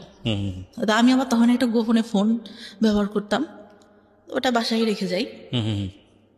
আসার পরে 16 তারিখে যাই মার্চের, 18 তারিখে ব্যাক করি। ওকে, ফোনটা খোলার পরে আমি দেখতেছি আমার ফোনে একটা মেসেজ, আমাকে তুমি খুঁজলে কেন? আমি তোমাকে খুঁজলাম মানে কে এটা, আমি কাকে খুঁজলাম? ওকে। তারপর আমি মানে আমার ফোনে ব্যালেন্স থাকে না, আমি ফোন দিই। তা বললাম যে ভাই কে? বললো, ওর নাম ধরে বললো যে আমি অবাক। আমি বললাম যে আপনাকে আমি খুঁজলাম কে, মানে কি আমি আপনাকে কেন খুঁজবো? বলতেছে না, আমাকে একজন বললো তুমি আমাকে খুঁজছো। আমি আপনাকে খুঁজবো মানে আমি আপনাকে খোঁজার কোনো প্রশ্নই আসে না। তারপরে আবার ফোন দেয় যে আসলে তুমি আমাকে খুঁজো নাই, তুমি আমাকে দেখো নাই। ওর মধ্যে মানে কি হয়, আমার খালাতো ভাই একটা বিয়ে করে, সম্পর্ক করে, ওই মেয়ে দেখতাম ওর দিকে তাকায় থাকে। তা আমার খালাতো বোনের ওয়াইফের আবার সম্পর্কটা ভালো ছিল, মানে ইয়াটা ভালো ছিল না, চরিত্রটা ভালো ছিল না। অনেকের সঙ্গে, ভাইয়ের সঙ্গে ইয়া হওয়ার পরে হুট করে বিয়ে করে, প্রেম করে, অনেকের সাথে আবার কথা বলতে। এই বাসে যেতে গেছে, মানে ঢাকায় থাকতো ওরা, ঢাকা থেকে বাড়িতে যেতে গেছে, কারোর নাম্বার পাইছে, পাশে বসছে, তার সঙ্গে কথা বলা শুরু করে দিচ্ছে এরকম। আমি ভাবতাম যে আচ্ছা যে ছেলেটার সাথে কথা বলে এ কি সে নাকি, অবাকের কথা ভাবতাম। তো এইভাবে তাকায় আসছে কেন? আমি আবার পিছন থেকে বসে আমি আবার ওর দিকে তাকায় আসি। তো ও ভাবছে যে আমি ওকে দেখি, কিন্তু আমি তো ওকে দেখি না, আমি দেখি যে ভাবি কেন ওর দিকে তাকায়। আমি তো এটা দেখি, মানে ও অনেক সুন্দর ছিল দেখতে, অনেক সুন্দর। ও 6 ফিট হাইটে, লম্বা, সেরকম দেখতেও সুন্দর। তা তখন বলে যে আমাকে বললো তুমি আমার দিকে তাকাইছিল না। আমি তো তাকাইছিলাম না। তখন আমি এটা খুলেই বলি যে এরকম আমি ভাবছি যে ভাবি আপনাকে দেখে কেন তাকায়, আপনার সঙ্গে কি কথা বলে কিনা। তা বলে না, আমার সঙ্গে কথা বলে না, আমি জাস্ট তোমাকে অনেক ভালো লাগে এই জন্য। আমি পরে বলি যে ভাইয়া আপনি আমার সাথে কথা বলবেন, ঠিক আছে, আমি সব কিছু বলি যে আমার কিন্তু আগে অনেকগুলো রিলেশন ছিল, অনেকের সঙ্গে আমি কথা বলতাম, এগুলো কিন্তু আপনি জানেন এলাকায় যেহেতু এইগুলো আসতে পারে, আর আপনি এইগুলা নিয়ে পরে সমস্যা করবেন, সম্পর্ক করলেও এটা কিন্তু হবে না। পরে ও বলে যে আচ্ছা ঠিক আছে, সমস্যা করবো। মানে যখন রিলেশন হইলো, কথাবার্তা হইতো, ফিজিক্যালি কোনো কিছু না, শুধু এমনিতেই কথা হইতো। কিছুদিন পরে ঠিক সেই কথাগুলো শুরু করলো, কেন করছো, আমার ফ্রেন্ডরাও তো এর মধ্যে আছে, কথা বলছো কেন? ও বলছে যে তোমার সাথে থাকছে, এই বলছে, এই করছে, ওই করছে, আমার তো এগুলো নিতে কষ্ট হবে। মানে সবাই আপনার নামে বদনাম করতো, বদনাম যেটা, কিন্তু সামনে কখনো কিন্তু কেউ বলেনি, কারণ বাবার একটা ইয়া ছিল, কখনো কেউ বলবে এরকম না। কিন্তু গেলে পারে এই মেয়েটা ভালো না, এই মেয়ের চরিত্র ভালো না, পরে এরকম বলতো। তারপর আমি ওর কাছে বিশ্বাস করবো না, সব ঘটনা বলি, সব আমার ছোটবেলা থেকে কি হয় না হয় আমি সব কিছু বলি। আচ্ছা, ও মানে একটা পর্যায়ে কি হলো, ওইগুলা নিয়েও কথা বলা শুরু করলো। মানে আপনার সঙ্গে ঝগড়া হতো, এগুলো নিয়ে খোঁটা দিত, মানে ওইগুলা চাচাদের কথা না নিয়েও বাইরে যে ছেলেদের সঙ্গে কথা বলতাম এগুলা নিয়ে খোঁটা দেওয়া শুরু করলো। আমি তখন অনেক কাঁদতাম যে তোমার তো আমি সব বলছি, দুনিয়ার কেউ কিছু জানুক না জানুক তুমি তো জানো, তাহলে কেন এইগুলা বলো? আর তুমি যদি আমার লাইফে আগে আসতো তাহলে তো আমি এগুলা করতাম না। আমি তো তোমাকে ভালো করে চিনতাম না, স্কুলে গেছি, একটু দেখছি, এই যা তুমি আগে বলতো আমার সাথে রিলেশন করবা, তুমি তো অনেক আলোচনা, কারণ আমি তো ছোট, তুমি তো আমার থেকে বড় হবা। পরে ভাই আমার ফার্স্ট বিয়ের ইয়াটা আসে, হুট করেই আমাকে বিয়ে দিয়ে দেয়। আমার কাছে জিজ্ঞাসাও করে না যে আমি পছন্দ করি কিনা। কিভাবে হয় বিয়েটা? আমাদের এখানে কোন ক্লাসে তখন আপনি? Inter first year. ওকে। আমার তখন ভাই বিয়ের বয়সটাও হয়নি। হুম। মানে আমার মাকে এসে একজন বলতো যে, মানে সে হচ্ছে মুরগি দিয়ে যেত আমাদের বাসায়। হুম। বলে যে আপনার মেয়েটা তো অনেক সুন্দর, ছেলেটা অনেক সুন্দর, বাইং হাউসে চাকরি করে, তা আপনার মেয়েকে বিয়ে দিয়ে দিই। তা আমি বলে যে খোঁজ খবর না নিয়ে, আর আমি এগুলো জানি না, ওর বাবা শুনলে রাগ করবে। তা আব্বুকে বলে, আম্মু হয়তো কোনোভাবে কনভিন্স করে বললে আম্মু আমার ভাইয়াকে পাঠায়। ভাইয়ারা ঈদের মধ্যে মানে বিয়ের পরে ভাইয়া বাসাতেই থাকে, ভাইয়া চাকরি একটা করতো, সেটা ছেড়ে দেয়। পরে ভাইয়া যায়, যে কি করে ওকে বলে যে আশেপাশ থেকে খোঁজ নিতে, ও কি করে ওই বাসায় ঢুকে যায়। পরে ছেলের ছোট মেয়ের কাছ থেকে সবকিছু দেখে, তাদের বাড়ি টাড়ি দেখে অনেক মানে টাইস করা, ইয়া করা, ফুল ওয়াল, উপরে টিন শেড, তার মধ্যে টাইস করা, ইয়াটিয়া অনেক ভালো, ভাইয়া পছন্দ করে। তখন ছেলে আসে দেখতে, তার একদিন না দুদিন পরে। ভাই আমি তো ছেলে মানুষকে তাকায় দেখবো, লজ্জার একটা ব্যাপার। আমাকে শাড়ি টাড়ি পরানো হয়, তা আমি তাকাই না কখনো। উনি আমার কাছে জিজ্ঞাসা করে ঠিকানা এইগুলা নর্মালি যেগুলা জিজ্ঞাসা করে, বা চুল দেখাবে সেই এইসব কিন্তু কিছু বলে না। এমনি নাম টাম জিজ্ঞাসা করলো, ইয়া করলো, অনেক পছন্দ হয়েছে। পছন্দ হইলে মানে আমার মায়েরও অনেক পছন্দ, বাবারও অনেক পছন্দ ছেলেকে দেখে। কিন্তু ছেলেটা ভাই আমার থেকে মনে হয় 17-18 বছরের বড় হবে। ওকে। 17-18 বছরের বড় হবে। তখন তারা কি করলো যে বিয়ে করবে। তা আব্বু বলে যে আচ্ছা বিয়ে না, আমার একটাই মেয়ে, আমি অনেক বড় করে অনুষ্ঠান করব, আমরা এমনিতে শুধু কাবিন রেজিস্ট্রেশন করে রাখি। রেজিস্ট্রি করা হয়, কবুল টবুল বলা হয় না। ওই ছেলেদের তখন রাতে ওইখান থেকে চলে যায়। আমি অনেক কান্না করি ভাই, আমি তখন বলতে পারি না যে এই ছেলের সাথে আমার সম্পর্ক আছে, আমি একে ছাড়া থাকতে পারবো না।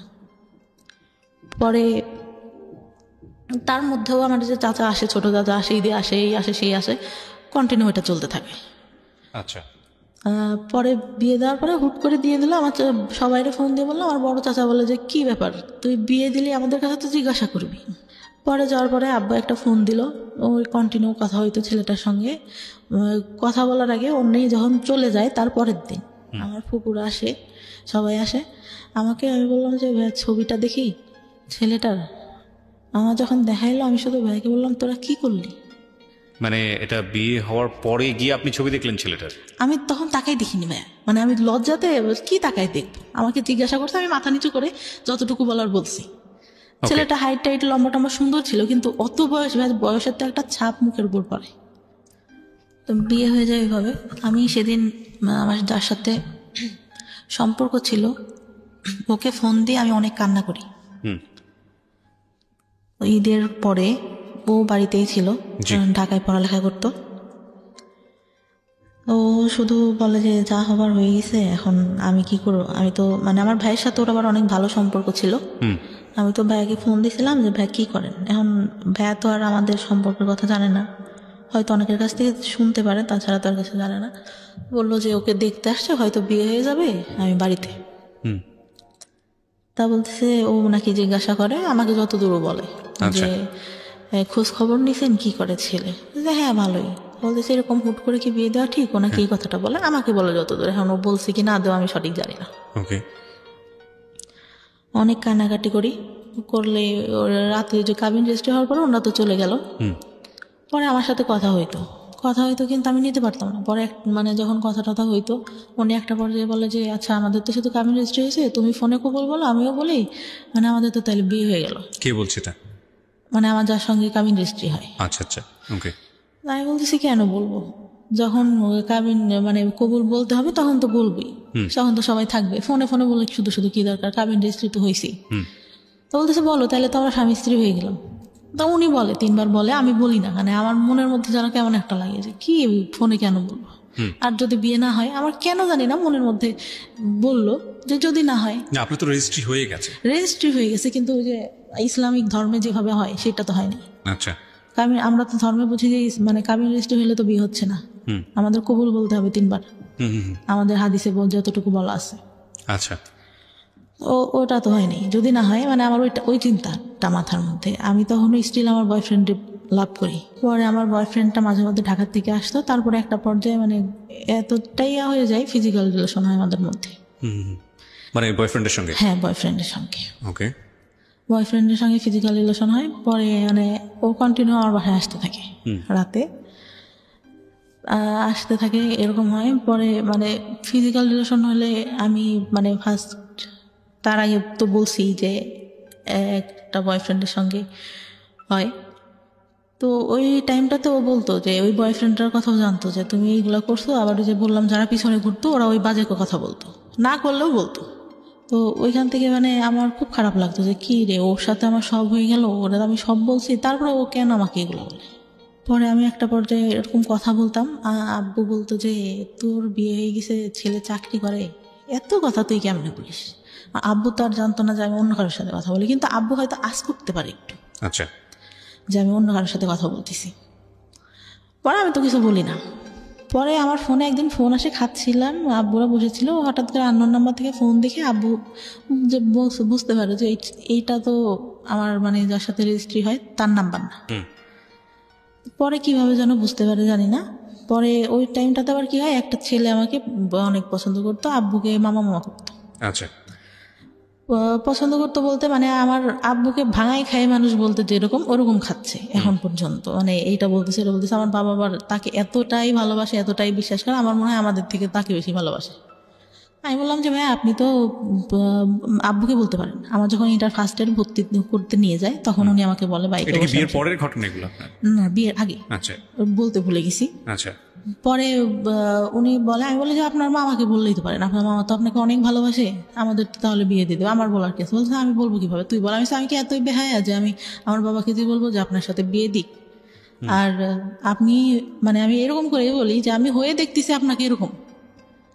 আপনার গার্লফ্রেন্ড ছিল, আমার ছোট চাচির সঙ্গে পড়তো, ওনার গার্লফ্রেন্ডটা, আপনার গার্লফ্রেন্ড আমার ছোট চাচির সাথে পড়ে। আমি যখন ছোট তখন থেকে দেখতেছি, আমি হয়ে আমার বুদ্ধি হওয়ার পর থেকে আপনি এরকম, আপনাকে কেন বিয়ে করবো? তো কথায় কথা বলে তুই তো তাহলে প্রেম করিস নি। আসি প্রেম করি না করে এটা কোনো কথা না, আমার মা বাবা যার সাথে দেবে তার সাথে আমি থাকবো। পরে ভাই কি করে, বিয়েটা হওয়ার পরে উনি কি করলো, ওই ভাইয়াটাই মানে কার কাছ থেকে খোঁজ খবর নিতে জানি না, তাদের জমি জায়গা নাই, হ্যান নাই, তেন নেই, এসব বলে বিয়েটা 5 মাসের মাথায় ভেঙে দেয়। আপনার যে রেজিস্ট্রি হয়েছিল সেই বিয়েটা ভেঙে দেয়। আচ্ছা। তা আব্বু ওই বয়ফ্রেন্ডটার কথা জানতে পারে এক পর্যায়ে। আমি বলি আব্বুর কাছে বিয়েটা ভাঙার আগে, তা বলে যে তাহলে বিয়েটা ভেঙে দিয়ে ওর সাথে তোর বিয়ে দিব, এরকম করে বলে। কিন্তু ভাইয়া কি করলো, বিয়ে ভাঙার পরে ওই ছেলের সঙ্গে আমাকে বিয়ে দেবে না, অন্য জায়গায় বিয়ে দেবে, এই ছেলের সাথেও দেবে। আচ্ছা।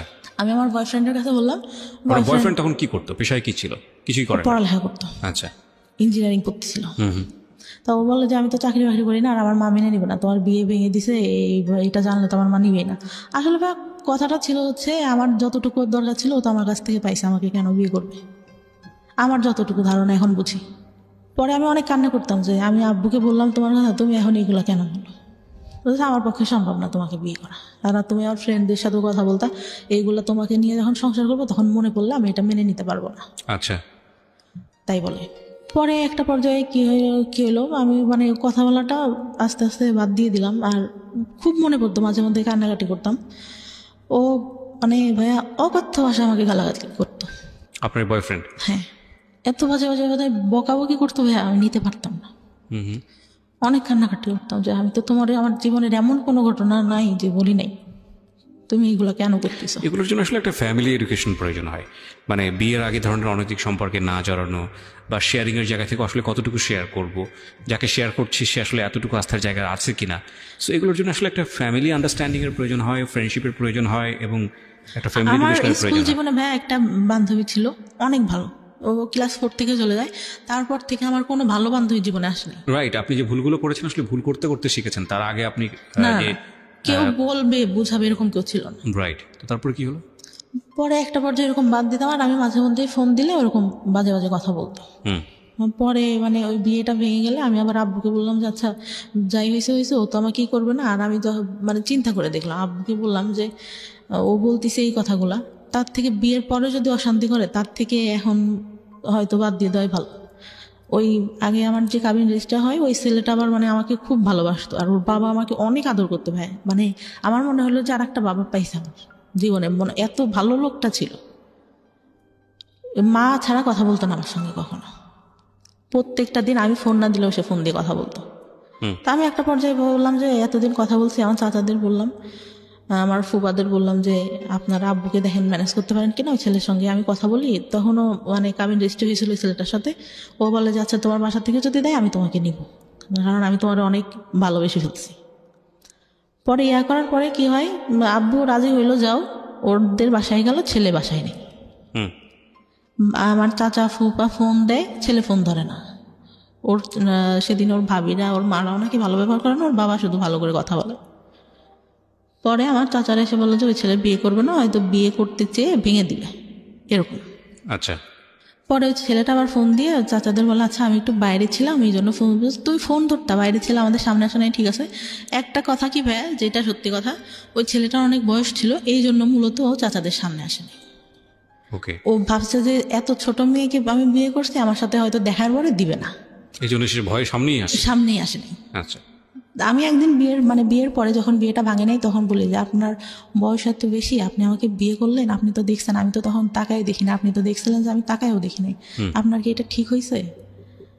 বলে আসলে এখন বুঝতেছি ঠিক হয় নাই, তারপরে তোমার কি মানে বিয়েটা ভেঙে দিব? আমি না, মেয়েদের জীবনে একবারে আমাদের যে ফ্যামিলি যে স্ট্যাটাস ছোটবেলা থেকে দেখে আসতেছি, একটা মেয়ের বিয়ে ভেঙে গেলে পরে আর ভালো বিয়ে হয় না। ছেলেটা ভাই বয়স বেশি হলেও, যেটা সত্যি কথা আমার লাইফে দেখা, শ্রেষ্ঠ মানুষ ছিল, এত ভালো কথা। আর তাকে আমি ফোনে আমার বলা লাগতো না, 1 সপ্তাহ পর পর ফোনে টাকা লুট দিয়ে দিচ্ছে, ফোন দিলে কোনোদিনও ধরতো না, কেটে ব্যাক করতেছে। আচ্ছা, এরকম ছিল। পরে কি করলো, আমাদের যেদিন মানে বিয়ের কথা ছিল, ওদের ওই দিক থেকে দাওয়াত টাওয়াত সব দেওয়া শেষ, তার মধ্যে তো বিয়েই করে দিয়েছে, কিন্তু আমাদের এদিকে কোনো প্রোগ্রামই না। মূলত আমার বিয়েটা ভাঙে আমার বাবা ওই ছেলেটার কথা শুনে, আর হচ্ছে ভাইয়ের বিয়ে দেওয়ার পরে আমার বাবার হাতে হয়তো অত টাকা ছিল না, সে গল্প দিছে যে আমার একটাই মেয়ে, অনেক বড় করে হ্যান করবো ত্যান করবো, কোনো কিছু করতে পারবে না, এইটা কারণ ছিল। পরে হুট করে ছোট চাচা নিয়ে আসে, যে আমাকে মানে ছোটবেলা থেকে ফিজিক্যালি টর্চার করতো, সে নিয়ে আসে। তা নিয়ে আসলে আমার বাবা বলে যে এইসব কাপড় কেন পরে আসিস, ভালো কাপড় পরতে পারিস না? আমি বাসার উপর কি পরবার, তারপরে আচ্ছা ভালো কাপড় পরতে। তা আমি মানে তখন একটু আন্দাজ হয় যে ভালো কাপড় কেন পরতে বলতেছে। তো নিয়ে আসলে ছেলেটা এত সুন্দর করে এত ভঙ্গিমায় কথা টথা বললো, আমাকে শাড়ি পরায় আবার সেই সামনে নিয়ে বসাইলো, সব কিছু জিজ্ঞাসা করলো।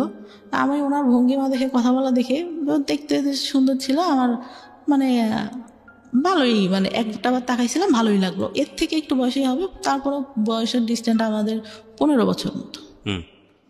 তা আমাকে পরে হচ্ছে ওদের বাসার থেকে দেখতে আসবে, এর মধ্যে ওই ছেলে ভাই আমাদের মানে সব কিছু, আমার বাবা সব কিছু খোঁজ দিছে এক রাতের মধ্যে, একদিনের মধ্যে। আর নেওয়ার পরে ওরা বাসার থেকে আসে, আমি আবার বলি যে আমার যে আগে একটা হয়েছিল, এটা কি বলা হয়েছে কিনা। আমার মাকে জিজ্ঞাসা করলাম যে আমি কিন্তু পরে এবার বিয়ের পরে সমস্যা হবে, এটা কিন্তু আমি মেনে নেব না। ওকে। পরে ঘটককে বলে, ঘটক আবার বলে যে না, বলা হয়নি। তা বলে যে আচ্ছা তাহলে বাব্বু বলে যে আচ্ছা বলো, যদি বললে যদি করলো, নাইলে নাই, বিয়ে করলে। পরে ভাইয়া বিয়ে দেওয়া, ওনাকে বলছে, উনি সবার কাছে খোঁজ নিয়েছে, কিন্তু সবাই তো জানে, যেহেতু ফ্যামিলিটা ভালো জানে, সবাই বলছে যে না উঠাই নাই, শুধু ওদের কাবিন রেজিস্ট্রি হয়েছিল। ছেলে বিয়ের আগে আসলো, ওদের বাসার থেকে সবাই আসলো, এসে ওর বাবা অনেকেই, মানে আমার তারপর ঈদের পরে ছিল, কোরবানি ঈদের পরে মেবি, ওই দুনিয়ার লোক এসে মনে হচ্ছে আমি একটা কার্টুন বসে আছি, আমাকে দেখতেছে। কি দেখতেছে, ছেলের নানা ছিল, আমার চুল ধরে ঘোমটা নামায়, এইটা ওইটা, আমার খুব বিরক্ত লাগছে। কি রে চুল ধরবে, এইটা কি চুল ধরার যুগ নাকি? 2015 সাল ভাই, চিন্তা করেন, আমার চুল ধরে হাঁটা দেখতেছে, কেমন মেজাজটা গরম হতে পারে তখন। ওকে। আমার খুব মেজাজ খারাপ হয়, আমি রেগে যখন বের করে দেয় আমি আসি, চলে আসি। আমার চাচাতো ভাইরা বলতেছি আপুর কি হয়েছে, আপু কেন রাগ করছে? আমার চাচাতো ভাই বড় চাচার ছেলে, আমার থেকে বয়সে ছোট, মানে আমাদের বাবা আগে বিয়ে করে তো এই জন্য। ও আমাকে অনেক ভালোবাসে, বুবু বলে ডাকে। বুবু কেন রাগ করছে, বুবু কি হয়েছে? চুল কেন ধরে দেখলো, আমার হাঁটা কেন দেখলো, আমি কি নাকি, এরকম করে বলি। পরে তাদেরও পছন্দ হয়, বিয়ে পরে সেদিন বিয়ে পড়াই দিল ভাই, একদম। আগেরটা ডিভোর্স হয়েছিল? হ্যাঁ, ডিভোর্স হয়ে গেছে, তার মনে হয় ভাইয়া 1 সপ্তাহের মাথায় আমার বিয়ে দিয়ে দিল। ডিভোর্স হলেও তো 3 মাস সময় লাগে, ওয়েট করতে হয়। হ্যাঁ, তুই কি করলো, বিয়ে দিয়ে দিল। আর আব্বুর একটু ক্ষমতা ছিল, বললাম না, একটু পলিটিক্যালি ছিল, ওই জন্য কেউ আর কিছু বল টলে নাই, ইয়া করে নাই। কিন্তু ওই ছেলেরা নেওয়ার জন্য অনেক লোক দিয়ে খবর পাঠাইছে, অ্যান করছে ত্যান করছে, কিন্তু এদিক থেকে আমাদের এদিক থেকে কোনো কথা ইয়া হয়নি। তা আমি একটা সময় মানে আগের যে ছেলেটা ছিল ওকে বলছিলাম যে তুমি যদি চাও আমি কিন্তু চলে আসবো, কিন্তু সে নাচের তো অনুষ্ঠান করতে হবে, হ্যান ত্যান এটা সেটা। আবার তাদের চিন্তা ছিল কিছু দেবে না। পরে এর সাথে বিয়ে গেল, সেদিন বিয়েটা একদম পড়াই দিল। বিয়েটা পড়াই দেওয়ার পরে ছেলের কথার ভঙ্গিমা এটা সেটা, সে ডিপ্লোমা কমপ্লিট করছে, সে বললো যে আমি বিএসসি কমপ্লিট করছি। মিথ্যা কথাটা পুরাই বললো যে টাউনে জায়গা আছে ওইখানে বাড়ি করবো, এটাও পুরা মিথ্যা কথা। জায়গা কিছুই মানে এমনিতে গ্রামে জায়গা জমি আল্লাহর রহমতে ভালো আছে, কিন্তু ওইগুলো মিথ্যা কথা।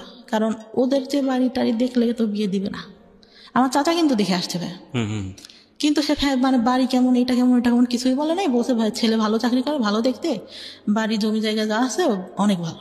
বিয়ে হওয়ার পরে তার সাথে উঠাই নাই তখন, এমনিতে বিয়ে হলো, ছেলে থাকলো রাতে, সবকিছু জিজ্ঞাসা করলো যে বিয়ে হয়েছিল, কোনো কিছু হয়েছে কিনা এটা সেটা। আমি বললাম না, বিয়ের আগে তো বলছি যে শুধু কথাই হইতো আর কোনো কিছু না।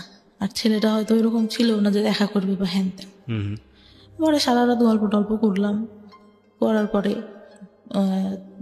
মানে ভাইয়া যে বলে না যে মানে হাজব্যান্ডের কাছ থেকে একটা ভালো কথা বা ভালো কিছু, সে প্রথম অনেক ভালো কথা বলতো, ভালো ব্যবহার করতো। আমি ফার্স্ট যখন ঢাকায় আসলাম, একা আসলে চাকরি করতো, একটা বাসায় এসে একা থাকতো, তার ফ্রেন্ডের সাথে একটা বিজনেস করতো, এক পাশে হচ্ছে তাদের জিনিস থাকতো, এই কসমেটিক্স এটা সেটা, আর এক পাশে ও থাকতো।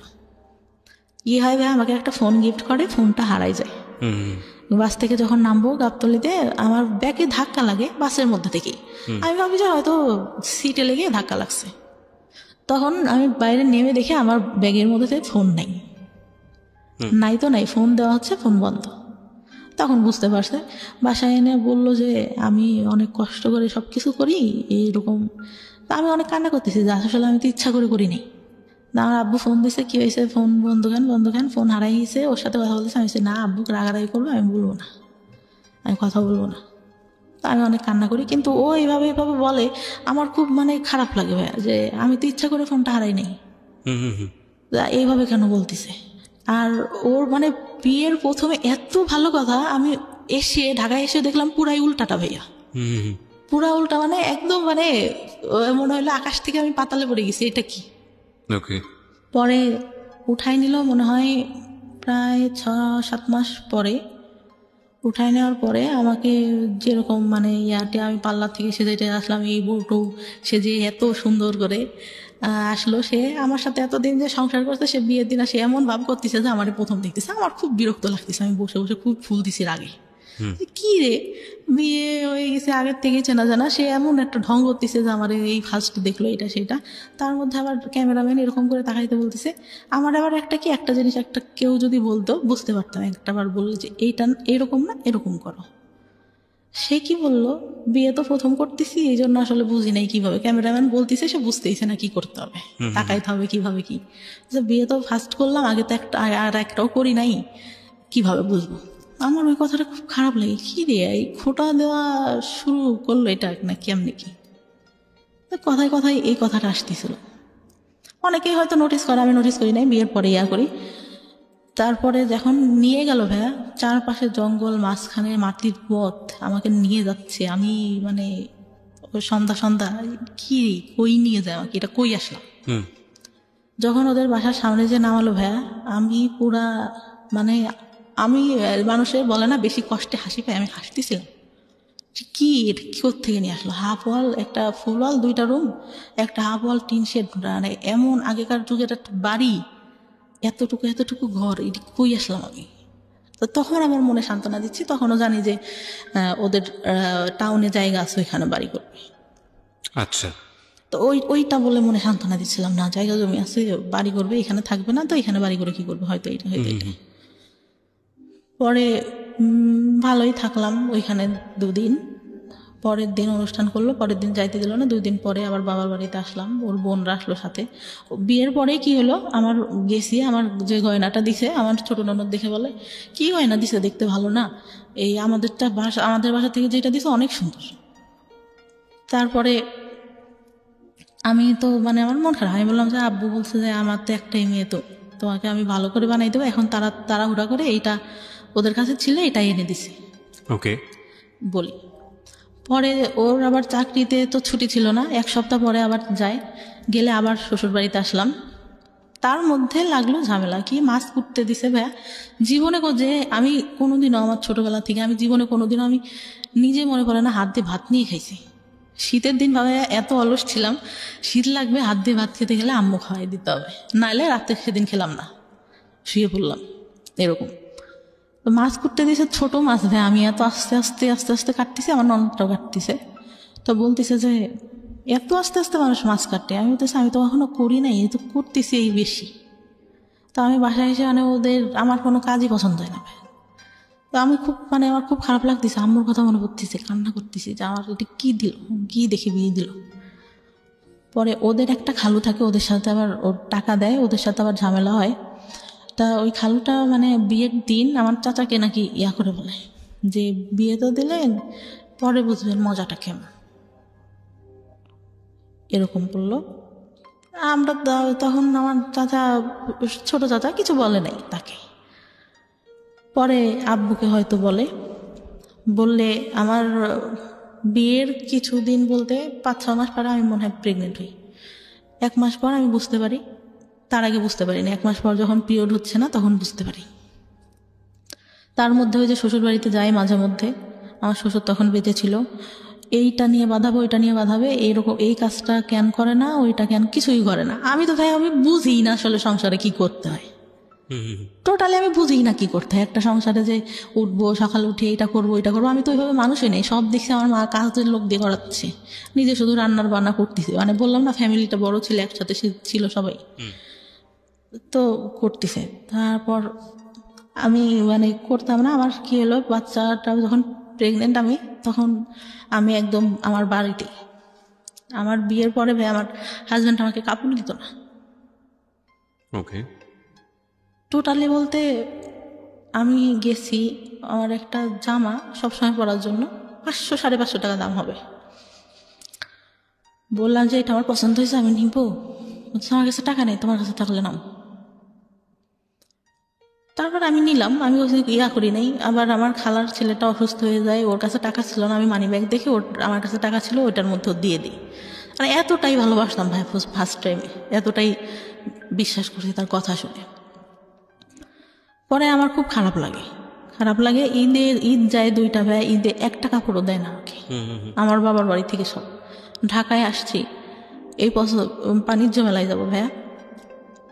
আমি বললাম যে গেলে কি কিনে দেবা, বলে যাওয়ার আগেই কি কিনে দিব, বাণিজ্য মেলায় সবাই ঘুরতে যায়, কিছু কিনতে যায় না, ওইখানে অনেক দাম। তাহলে কি দরকার আছে যাওয়ার। ওকে। পরে আমি আম্মুরে ফোন দিয়ে কান্না করতেছিলাম, আব্বু আবার বিকাশে 2000 টাকা পাঠায় ওর, যে ও গেলে যা কিনতে যায় কিনে দিও। পরে যাই ওখান থেকে একটা হাতের ব্রেসলেট, একটা পায়েল কিনে আর একটা আংটি কিনে। ও মানে আমাকে নিয়ে যাওয়ার পরে ভাইয়া শুধু রাউন্ডে ঘোরাচ্ছে, এই যে সব আগে ঘুরে দেখো। দোকান যখন বন্ধ হয়ে যাচ্ছে তাড়াহুড়া করে ওই 3টা জিনিস নেই। নিয়ে আসার পরে যে প্রেগনেন্ট, তখনও জানি না প্রেগনেন্ট। আসি আবার যাই ওই শ্বশুর বাড়িতে, বেশি হলেও 3 থেকে 4 দিন থাকি, তার মধ্যে ভাইয়া যত সব কাহিনী। আবার এখন পর্যন্ত দুপুরে ঘুমান আমার শাশুড়ি দেখতে পারে না, এই ঘুমায় দেখে তো এই অবস্থা। একটু কাজ করে রসুন পেঁয়াজ ছিলে রাখলে পরে রান্না বান্না করতে তাড়াতাড়ি হয়। ওই তো বললাম না ওইরকম করে দেয়। তারপর আমার চাচা, যেটা বলতে ভুলে গেছি, বিয়ের পরে এই ছেলেটার সাথে যখন বিয়ে হয়, ওর চলে গেল, আমার দাদি ছোটবেলা থেকে আমাকে দেখতে পারতো না। এই খাওয়াটা হলে ফুপড়ে আসছে, বলবে যে খেতে বসছি, দেখা গেছে সামনে থেকে বাটিটা টান দিয়ে নিয়ে নিত। আপনার ফুপু? আমার দাদি। হ্যাঁ, বলতো যে ওরা তো চলে যাবে, তুমি তো বাসায় খাওয়াই, পরে খাবা। মেয়ে বলে হয়তো দেখতে পারতো না। আমার খুব খারাপ লাগতো, আমার ভাইকে অনেক ভালোবাসতো আমার দাদি। হ্যাঁ, এই যে ডিসক্রিমিনেশন, এটা আমাদের সমাজে আছে। পরে এই বিয়েটা হওয়ার পরে কি হলো, ফুপুরা আসছে সবাই, আমার হাজবেন্ড চলে গেছে তখন ঢাকায়। আমি ঘুম থেকে উঠছি, আমার অনেক গলা ব্যথা, আমার টনসিলের প্রবলেম এখনো, মাঝে মধ্যে ফুলে টুলে যায় একদম, কথা বলতে সমস্যা হয়, কথা বলতে পারি না। তা খেতে গেছি, আমার ভাবি আমার ভাইকে অনেক ভালোবাসে আমার দাদি। আমি খেতে গেছি, মাংসর বাটিটা সামনে আছে, আমি ডাল নিয়ে মাংসটা নিতে গেছি, উনি কোত্থেকে এসে বাটিটা টান দিয়ে সামনে থেকে নিয়ে নিচ্ছে, মানে ধরিও নাই আমি। বলতেছে তুমি কি মাংস নিবা, তোমার ফুপুরা খাইছে, যাওয়ার সময় আবার খাবে। আমার খুব কষ্ট লাগে, তখন কষ্ট লাগে। আর আমি তখন বলি যে না থাক, খাবো না। পরে ভাত মানে গলা ব্যথা, তারপরে কষ্টে গলার মধ্যে আর যাচ্ছে না, যে বিয়ে হয়ে 2 দিন সময় মানে সময় পাইলো না, এর আগে থেকে এরকম করতো, এখনো এই ব্যবহারই। বিয়ের পরেও এটা করেছে আমার দাদি, হ্যাঁ বিয়ের পরে। আচ্ছা, না ঠিক আছে। পরে আমার ভাই কি বললো, ভাই কথাটাই আসে, আমার ভাই ছোটবেলা থেকে অনেক আদর করতো, যখন রিলেশন করতাম তখন একটু মানে ওর কাছে খারাপ লাগতো, বলতো ওর কাছে হয়তো কেউ, ও মানে একটু ব্যবহার মাঝে মধ্যে খারাপ করতো, কিন্তু ভালোবাসতো এমনিতে। ঢাকার থেকে যাচ্ছে, এটা নিচ্ছে ওইটা নিচ্ছে। ও বললো যে সংসার করে খাবি তোরা, তোদের মতো মেয়েরা সংসার করে খায়। ঠিক আছে, ছোট ছোট বিষয়গুলো খুবই কষ্টদায়ক। আমার মনে হয় মেয়েদের প্রতি আরও বেশি সহনশীল হওয়া উচিত, সেটা পরিবার থেকে হওয়া উচিত। বাবার জায়গাটা ভয়ানক রকমভাবে মিসিং, এবং কিছু বিষয় আমরা আজকে এই অনুষ্ঠানে সচেতনভাবেই তুলে আনতে পারিনি, কারণ আমাদেরও একটা সীমাবদ্ধতা আছে, 1। আর 2 নম্বর যেটা, সেটা হচ্ছে যে মা যে ধরনের ভূমিকায় থাকা উচিত ছিল সেটা তো অবশ্যই ছিল না। মানসিক বিকাশ বলতে যেটা বোঝায় এই মেয়েটির, সেটা হয়নি, এবং যে কারণে ওর জীবনে কিছু সিক্রেটস জন্ম নিয়েছে। সেটা হচ্ছে বিয়ের আগে এক ধরনের অনৈতিক সম্পর্কে জড়িয়ে যাওয়া, এবং সেটার রেজাল্টও ভালো না হওয়া। আপনি দেখেন ওর জীবনে কোনো বেস্ট কোম্পানি নেই, একটা ভালো বন্ধু সেও খুব অল্প সময়ের জন্য, তারপরে সে নাই। যাকে সে লাভ করলো সেই ছেলেটাও তাকে নিতে পারলো না, ইজি হতে পারলো না, তাকে জীবনে রিসিভ করতে পারলো না। যাকে বিয়ে দেওয়া হলো সেটাও একটা ভুল ডিসিশন ছিল ফ্যামিলির, প্রথম বিয়েটা। দ্বিতীয় বিয়েটার ক্ষেত্রে সেটাও হুটহাট করেই বলা চলে, যেই সংসারে সে করছে। ইন দ্য মিন টাইম যেই অনৈতিক যে সম্পর্কগুলো তার জীবনে এসছে, সেখানে তার প্রপার এডুকেশনের অভাব ছিল। সব কিছু মিলিয়ে একটা ভজকট জীবন। এবং আমি যে প্রশ্নটা করেছিলাম সেই প্রশ্নের উত্তরে আপনি বলেছেন না। না কেন, সেই গল্পটা তো আসলে, সেই অ্যান্সারটা তো আসলে পুরো গল্পই। তারপরেও আমরা আপনার কাছ থেকে শুনতে চাই যে আপনি সুখী না কেন। পরে ভাই আমার বাচ্চাটা হওয়ার পরে যখন 6 আমি মাস, সুখী না কেন এই প্রশ্নের উত্তর চাচ্ছি, আমি আর স্টোরিতে যেতে চাচ্ছি না। সুখী না কারণ আমি কাজ করি এখন যতটুকু পারি, তারপরেও আমার শাশুড়ি এইটাই ভাবে রান্না করে খায় না, এটাই আমি জানি, ধরেন রান্না আপনার করে খায়। দৈনন্দিন জীবনে অনেক ধরনের প্রবলেম আছে, সে কারণে আপনি অসুখী। কিন্তু আপনার জীবনের কি কোনো স্বপ্ন ছিল? হ্যাঁ ভাই, কি স্বপ্ন ছিল? আমি চেয়েছিলাম যে ইন্টার কমপ্লিট করে ভালো একটা কলেজে ভর্তি হব, ওকে, পড়ালেখা করে কিছু একটা করব, নিজের পায়ে দাঁড়াবো, নিজের পায়ে দাঁড়াবো, নিজে আর্ন করবো, ডিসিশন মেক করবো। হ্যাঁ হ্যাঁ, ডিসিশন মেক করবো। আর একটা ইচ্ছা ছিল যে আমার বাবার টাকা উড়ায় অনেক, মানে মানুষের পিছনে, এটা বুঝে না, এখন অনেক দিনাদায়ী হয়ে গেছে। আমি চাই, আমার ভাই বিয়ে করছে, সে এখন টাকা পয়সা দেয় না, আরো পারলে বাবার থেকে উল্টা নেয়। আমি চাই তার দিনাদায়ীটা শোধ করতে। মানে আমার আপনি চাইতেন? আমি চাইতাম। বাবাদের ভুল এই সব জায়গাতেই, এবং হয়তো আপনার মেয়েটা যদি আজকে সেই রকম নিজের পায়ে দাঁড়াতো, তাহলে হয়তো আপনারই জন্য উপকার হতো। এবং আমাদের, আমি সবসময় যে কথাটা বলি, সবসময়ই বলি, এই গল্পগুলোর সাম আপ একটা জায়গায় এসে দাঁড়িয়ে যায়, never sacrifice 2 things in your life. Number 1 is education, and number 2 is your career. এই দুটো জিনিস স্যাক্রিফাইস করলে এগুলো কখনো জীবনে রিটার্ন আসে না। বাকি জিনিসগুলো রিটার্ন আসে, কোনো না কোনোভাবে আমাদের সামনে ঘুরে ফিরে চলে আসে। হ্যাঁ, এখন সেই জায়গাটায় তো অবশ্যই আমি মাকে হারালে তো আপনি মাকে ফিরে পাবেন না, বউকে হারালে বউ পাবেন, হ্যাঁ এটা বলাই যায়। কিন্তু গার্লফ্রেন্ড গেলে জীবনে গার্লফ্রেন্ড আসবে, বয়ফ্রেন্ড গেলে বয়ফ্রেন্ড আসবে। একটা মানুষ জীবন থেকে চলে গেলে তার রিপ্লেসমেন্ট হয়তো অন্য একজন মানুষ হবে, এটা হয়। হ্যাঁ, এখন আমরা যখন লাভ করি তখন আলটিমেটলি এটাই চিন্তা করি যে না, তাকে ছাড়া আমার জীবন বৃথা। আমাদের লাভের স্টাইলটাই এরকম, ধরনটাই এরকম, আমরা অন্য কোনো কিছু চিন্তা করতে পারি না। লাভ সবসময়ই যখন হয় তখন একদম ব্লাইন্ডলি ডিপোজিট হয় সেই জায়গাটাতে। সো ওইটা নিয়ে আমরা, কিন্তু মজার বিষয় হচ্ছে যখন জীবন থেকে ওটা সরে যায় এবং জীবনে যখন সেকেন্ড আর একটা মানুষ আসে, তখন একটা পর্যায়ে গিয়ে মনে হয় কতটা বোকা ছিলাম, কতটা হাস্যকর ছিল এই সময়গুলো, কত না বড় ভুল করেছে। কিন্তু সিচুয়েশনের থেকে সেটা বোঝা যায় না। তো যাই হোক, আমি যে কথাটা বলছিলাম যে জীবনে আসলে এই দুটো জিনিস স্যাক্রিফাইস করলে এই দুটো জিনিস আর কখনো রিটার্ন আসে না, এবং তখন জীবনটা খুব দুর্বিষহ হয়ে ওঠে। কি ছেলে কি মেয়ে, প্রত্যেকেরই স্বাধীনভাবে বাঁচার ক্ষমতা আছে, এবং প্রত্যেকেরই নিজস্ব চিন্তায় বড় হওয়ার সুযোগ আছে। ধরুন, কেন এই দুটো জিনিসের কথা বলি। এই মেয়েটি তার সংসার জীবনে সুখী না, এই মেয়েটি তার পারিবারিক জীবনে সুখী না, এই মেয়েটির একটা বাচ্চা আছে। এই মেয়েটির যদি অন্তত ডিসিশন মেক করার ক্ষমতা থাকতো, যে পৃথিবীর কোনো জায়গা থেকে সে সুখী না, কিন্তু তার ডিসিশন মেক করার একটা ক্ষমতা আছে, অন্তত ওই জায়গাটা সে সুখী হতে পারতো। আর ডিসিশন মেক করার ক্ষমতা তখনই থাকে যখন একটা মানুষ আর্ন করে, যখন একটা মানুষের আয় করার ক্যাপাসিটি থাকে। যে মানুষটার আয় করার ক্যাপাসিটি থাকে না, সে মানুষটার ডিসিশন মেকিং করার ক্ষমতা থাকে না। সুতরাং পৃথিবীর সমস্ত জায়গা থেকে যদি আপনি বঞ্চিত হন হ্যাপিনেসের জায়গাটা থেকে, আর্ন যদি আপনি করেন, পয়সা রোজগার যদি আপনি করেন, আপনার যদি একটা জব থাকে বা অন্য কোনো যে কোনো বৈধ উপায়ে আপনি যদি অর্জন করেন, সেক্ষেত্রে আপনার অন্তত একটা হ্যাপিনেস থাকবেই থাকবে। So never ever sacrifice your career, and education না থাকলে ক্যারিয়ার আসবে না। সচরাচর আমরা সেটাই দেখি, ব্যতিক্রম অনেক আছে। তো এডুকেশনও আসলে স্যাক্রিফাইস করা উচিত না। এডুকেশনের স্যাক্রিফাইসনেসটা নিজের জীবনটাকে অনেকখানি দুর্বিষহ করে তোলে। এই মেয়েটির ক্ষেত্রে যেটা হয়েছে এডুকেশনের ক্ষেত্রে, সেটা পারিবারিক ভুল এবং তার নিজেরও অনেকখানি ইচ্ছার অভাব ছিল। একটা সময় তার মনে হয়েছে যে পড়াশোনা করে কী বা হবে, সে যেটা দেখেছে। এবং সব কিছু মিলিয়েই এই রকম জীবন, সমাপ্তির মতো জীবন বাংলাদেশের অনেক মেয়ের আছে, অসংখ্য মেয়ের আছে। কিন্তু একটা কথা হচ্ছে যে আমরা আসলে সুন্দর দিনের স্বপ্ন দেখি, আমরা আগামীকাল নিয়ে পজিটিভ ভাবতে চাই, আমরা বেঁচে থাকি ভালো কিছুর জন্য। আমরা প্রতি মুহূর্তে স্বপ্ন দেখি আমাদের জীবনটা অনেক সুন্দর হবে, যে কারণেই আমরা বেঁচে থাকি। আমরা বিশ্বাস করি সৃষ্টিকর্তাতে এবং একই সাথে আমরা বিশ্বাস করি আমাদের ভাগ্যে ভালো কিছু অপেক্ষা করছে। যে কারণেই সমাপ্তিরা এত স্যাক্রিফাইস করেও তাদের সন্তানদের মানুষ করেন এবং ভবিষ্যতের আশায় বসে থাকেন। ওনার একটা সুখের জায়গা অন্তত আছে, সেটা হচ্ছে ওনার সন্তান। উনি ওনার সন্তানের কাছ থেকে ভালো কিছু আশা করেন। আপনার যদি একটা মেয়ে হয়, আমি একটু প্রশ্নটা করে আজকের অনুষ্ঠানটা শেষ করে দিই। আপনার যদি একটা মেয়ে হয়, আপনি আপনার মেয়েটাকে আপনি কিভাবে বড় করবেন? আমার ভাইয়া মেয়ে। ও আপনার মেয়ে?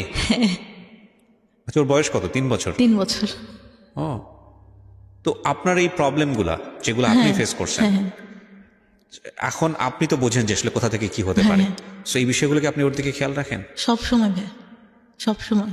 এই যে যেরকম আমার ও বাবা বা এখনই বুঝাই যে এটা তুমি এইটা করতে চাম্মো, এটা যদি কেউ করে তুমি আমাকে কিন্তু বলবা, শারীরিক যেটা ওটা এটা কিন্তু সেনসিটিভ।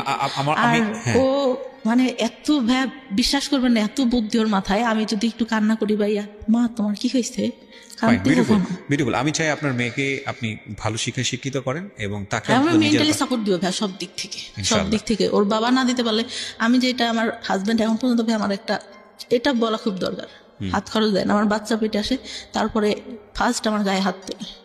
আমি জানি ভেতরে যদি ঢুকি তাহলে আরো অনেক কিছু বের হবে যেগুলো হয়তো সহ্য করার মতো না, কিন্তু তারপরেও সেই মানুষটাই আপনার মানুষ এবং তার সাথে আপনি সংসার করছেন। হয়তো ভবিষ্যতে সবকিছু ঠিক হয়ে যাবে। সবকিছু ঠিক হওয়া সম্ভব বলে আমার মনে হয় না, কারণ সে এখনো ফেসবুকে এত মেয়ের সাথে কথা বলে। আইডিয়া আছে আপনার কোনো ফেসবুক আছে? হ্যাঁ, আমার ফেসবুক আছে। সো আপনি ওটাতে তাকে মনিটর করেন? না না, আচ্ছা, করি না। কিন্তু সে এসে করতেছে, কথা বলতেছে, রেখে দিছে। আমি দেখতে গেছি অনেক মেয়ের সাথে। আচ্ছা, আমি আপনাকে একটা প্রশ্ন করি, প্রসঙ্গটা অন্যদিকে চলে যাচ্ছে। যে মানুষটা আপনাকে ভালোবাসে না, যে মানুষটা আপনাকে সময় দেয় না, বা আপনি তাকে যেভাবে চাচ্ছেন সেভাবে তাকে পান না, সেই মানুষটা 8-10 জন মানুষের সাথে কি করলো না করলো সেটা দিয়ে আপনার কি লাভ? আগে প্রথম অনেক খারাপ লাগতো ভাইয়া, প্রথম অনেক খারাপ লাগতো। এখন মানে দেখেও বলতে গেলে অনেক মারতো। আচ্ছা, অনেক মারতো। আমার শ্বশুর বললাম মারা যায়, আমার মেয়েটা যখন 6 মাস বয়স, তখন আমার মা আমার সঙ্গে যায়। আমার শাশুড়িরা সব আমার মায়ের দিয়ে এটা করেন, তো আপা ওইটা করেন, তো আমার ননদরা। লাইফে না সবকিছু চুক্তি দিয়ে হয় না। আপনি যে ঘটনাগুলোর মধ্যে যাচ্ছেন, এই ছোট ছোট ঘটনার মধ্যে আমি আর যাচ্ছি না। আমি এখনো পজিটিভ ভাবতে চাই, যেহেতু আমি আমার হাজবেন্ডের গায়ে হাত তুলে একটা পর্যায়ে। এইটা ঠিক আছে, আমি জানি আপনার জীবনে হয়তো আরো বেশি কিছু সিক্রেটস আছে। আপনি এটা যেটা হয়েছে, আপনার গায়ে কন্টিনিউ হাত তুলতে হয়তো একটা সময় আপনি গিয়ে। আমি ওই জন্য তুলি না, আমার মায়ের জন্য। আমার বাসায় আমার মা আসে, আমার মেয়েটা তখন ছোট, ও অফিস থেকে এসে কন্টিনিউয়াসলি এটা দেন তো ওইটা দেন তো বলে। আমি বলি যে তুমি এরকম বলো দেখেই তো তোমার বাসায় আমার মা গেছিল, তোমার মারাও বলে। সে একটা পর্যায়ে উঠে আসলে বললো যে তুই দিলি না কেন আমি আসার পর? এটা দেন তো ওটা দেন তো বলতে আম্মুকে বলতো, মানে যৌতুকের ব্যাপারে? না না না, তাহলে ওই পানি দেন তো আম্মু, ওইটা খাওয়া, ওইটা টানেন তো আম্মু, এরকম বলতো। আমার খারাপ লাগতো, কিরা আমি আসি আমার মাকে কেন বলে? ও বলতে পারে যে আপনি একটু বাবুকে ধরেন, ওইটা আমাকে সেটা দিক। যাই হোক, আমি সংসারের বিষয়গুলো দিতে চাচ্ছি না। আমি যেটা বুঝি যে আপনি কমপ্লিটলি নট হ্যাপি, কিন্তু এই মানুষটাই ধরেন একটা সময় গেলে সৃষ্টিকর্তা চাইলে হয়তো আপনার সবচেয়ে কাছের মানুষ হয়ে যাবেন, মনের মানুষ হয়ে যাবেন। হয়তো হতে পারে। থিঙ্ক পজিটিভ, পজিটিভ চিন্তা করাটাই বেটার। যেহেতু আপনার পজিটিভ চিন্তাটাই করি ভাই, কারণ আগে যত সমস্যা হতো এখন আগের থেকে অনেক কমছে। সে একটু মানে বলতে গেলে লোভী টাইপের। ঠিক আছে, থাক। আপনি ধরেন যেহেতু আপনার সঙ্গে সংসার করছেন, তাকে নিয়ে নেগেটিভ না বলাটাই বেটার। আপনি যেটা বুঝি যে আপনি হোপ ফর দ্য বেস্ট, আর দিন শেষে কিন্তু সে আপনার সন্তানের পিতা। তাই না? এবং একটা সন্তানের ক্ষেত্রে বাবা মায়ের সম্পর্কটা যেমনই হোক না কেন, এই দুজন মানুষের প্রয়োজন অনেক বেশি, অনেক বেশি। সো এই জায়গাটায় বাবা এবং মাকে অনেক বেশি স্যাক্রিফাইস করতে হয়, এবং এই ধরনের স্টোরি আমরা আমাদের রেডিওতে আমি বলতে দেখেছি। ভাইয়া যতটা সম্ভব স্যাক্রিফাইস করে যাচ্ছি এখন। আগে তো বুঝতাম না ভাইয়া, ফার্স্ট টাইমে ছোট ছিলাম, অনেক কষ্ট হতো, অফকোর্স আপনার লাইফের জায়গাটাতে অনেক বেশি স্যাক্রিফাইসের ব্যাপার আছে। সো আমি আসলে ওই জায়গাটাই কনক্লুশন টানতে চাই যে আপনার সন্তান, আপনি যেই ধরনের পরিবেশের মধ্য দিয়ে বড় হয়েছেন, যেটা আপনার লাইফে খুব নেগেটিভলি ইফেক্ট করেছে, সেটা থেকে সেফ থাকবে, কারণ আপনার এক্সপিরিয়েন্সের জন্য। আমার এই জায়গাটাই experience-এর টানতে জন্য। চাই হচ্ছে আমার যারা লিসনার তাদের কাছে। দেখুন, গল্পের বিন্যাসে সেই ধরনের কোনো রোম্যান্স নাই, সেই ধরনের কোনো রোমাঞ্চকর ব্যাপার নাই, সেই ধরনের কোনো শিহরিত হওয়ার ব্যাপার নাই, এবং আজকের যে গল্পের বলার ধরন, সেখানে সেই ধরনের আপস অ্যান্ড ডাউন তন্ময় হয়ে শোনার মতো হয়তো তেমন কোনো বিষয় নাই, কিন্তু একটা শিক্ষার জায়গা আছে, চমৎকার একটা শিক্ষার জায়গা। ওনার জীবনের কিছু ভুল, কিছু অপরাধের জন্ম হয়েছে ওনার খুব অতীত অভিজ্ঞতার কারণে, এবং একই সাথে ওনার দ্বারা অনেক ভালো কিছু করা সম্ভব ছিল, সেটা হয়নি। সেটা সাফারার ওনার ফ্যামিলি, উনি নিজে, এবং ওনার ফ্যামিলি, অফকোর্স ওনার বাবা মা তো অবশ্যই সাফারার। তো আপনারা যারা শুনলেন, তারা যেন ওনার মতো করে ভুলগুলো না করেন, বা তারা যেন তাদের মেয়েকে প্রপারলি বড় করেন। এই যে বেসিক নিড যেগুলো, শিশুকে কি পরিবেশে বড় করলে সে কোনো সেক্সুয়াল অ্যাবিউজের শিকার হবে না, শিশুকে কি পরিবেশে বড় করলে তার যে বেসিক নিডগুলো, তার যে শারীরিক পরিবর্তন, বয়ঃসন্ধিকালের যে বিষয়গুলো, সেগুলো খুব স্বাভাবিকভাবেই সে নিতে শিখবে। শিশুকে কি পরিবেশে বড় করলে যাতে করে তার physical safety and security ensure হবে, শিশুকে কি পরিবেশে বড় করলে শিশু একটা ভুল ধরনের সম্পর্কে যাবে না, এই বিষয়গুলো নিয়ে বাবা মায়ের খুব ওপেনলি ডিসকাশনে যাওয়া উচিত। এগুলো লজ্জার কোনো বিষয় না, বরং লজ্জাটা হচ্ছে তখনই যখন কোনো একটা শিশু এগুলো না জেনে ভুলটা করে বসে। লজ্জাটা তার না, লজ্জাটা হচ্ছে তার বাবা মায়ের। So thank you very much. আপনি যেন সে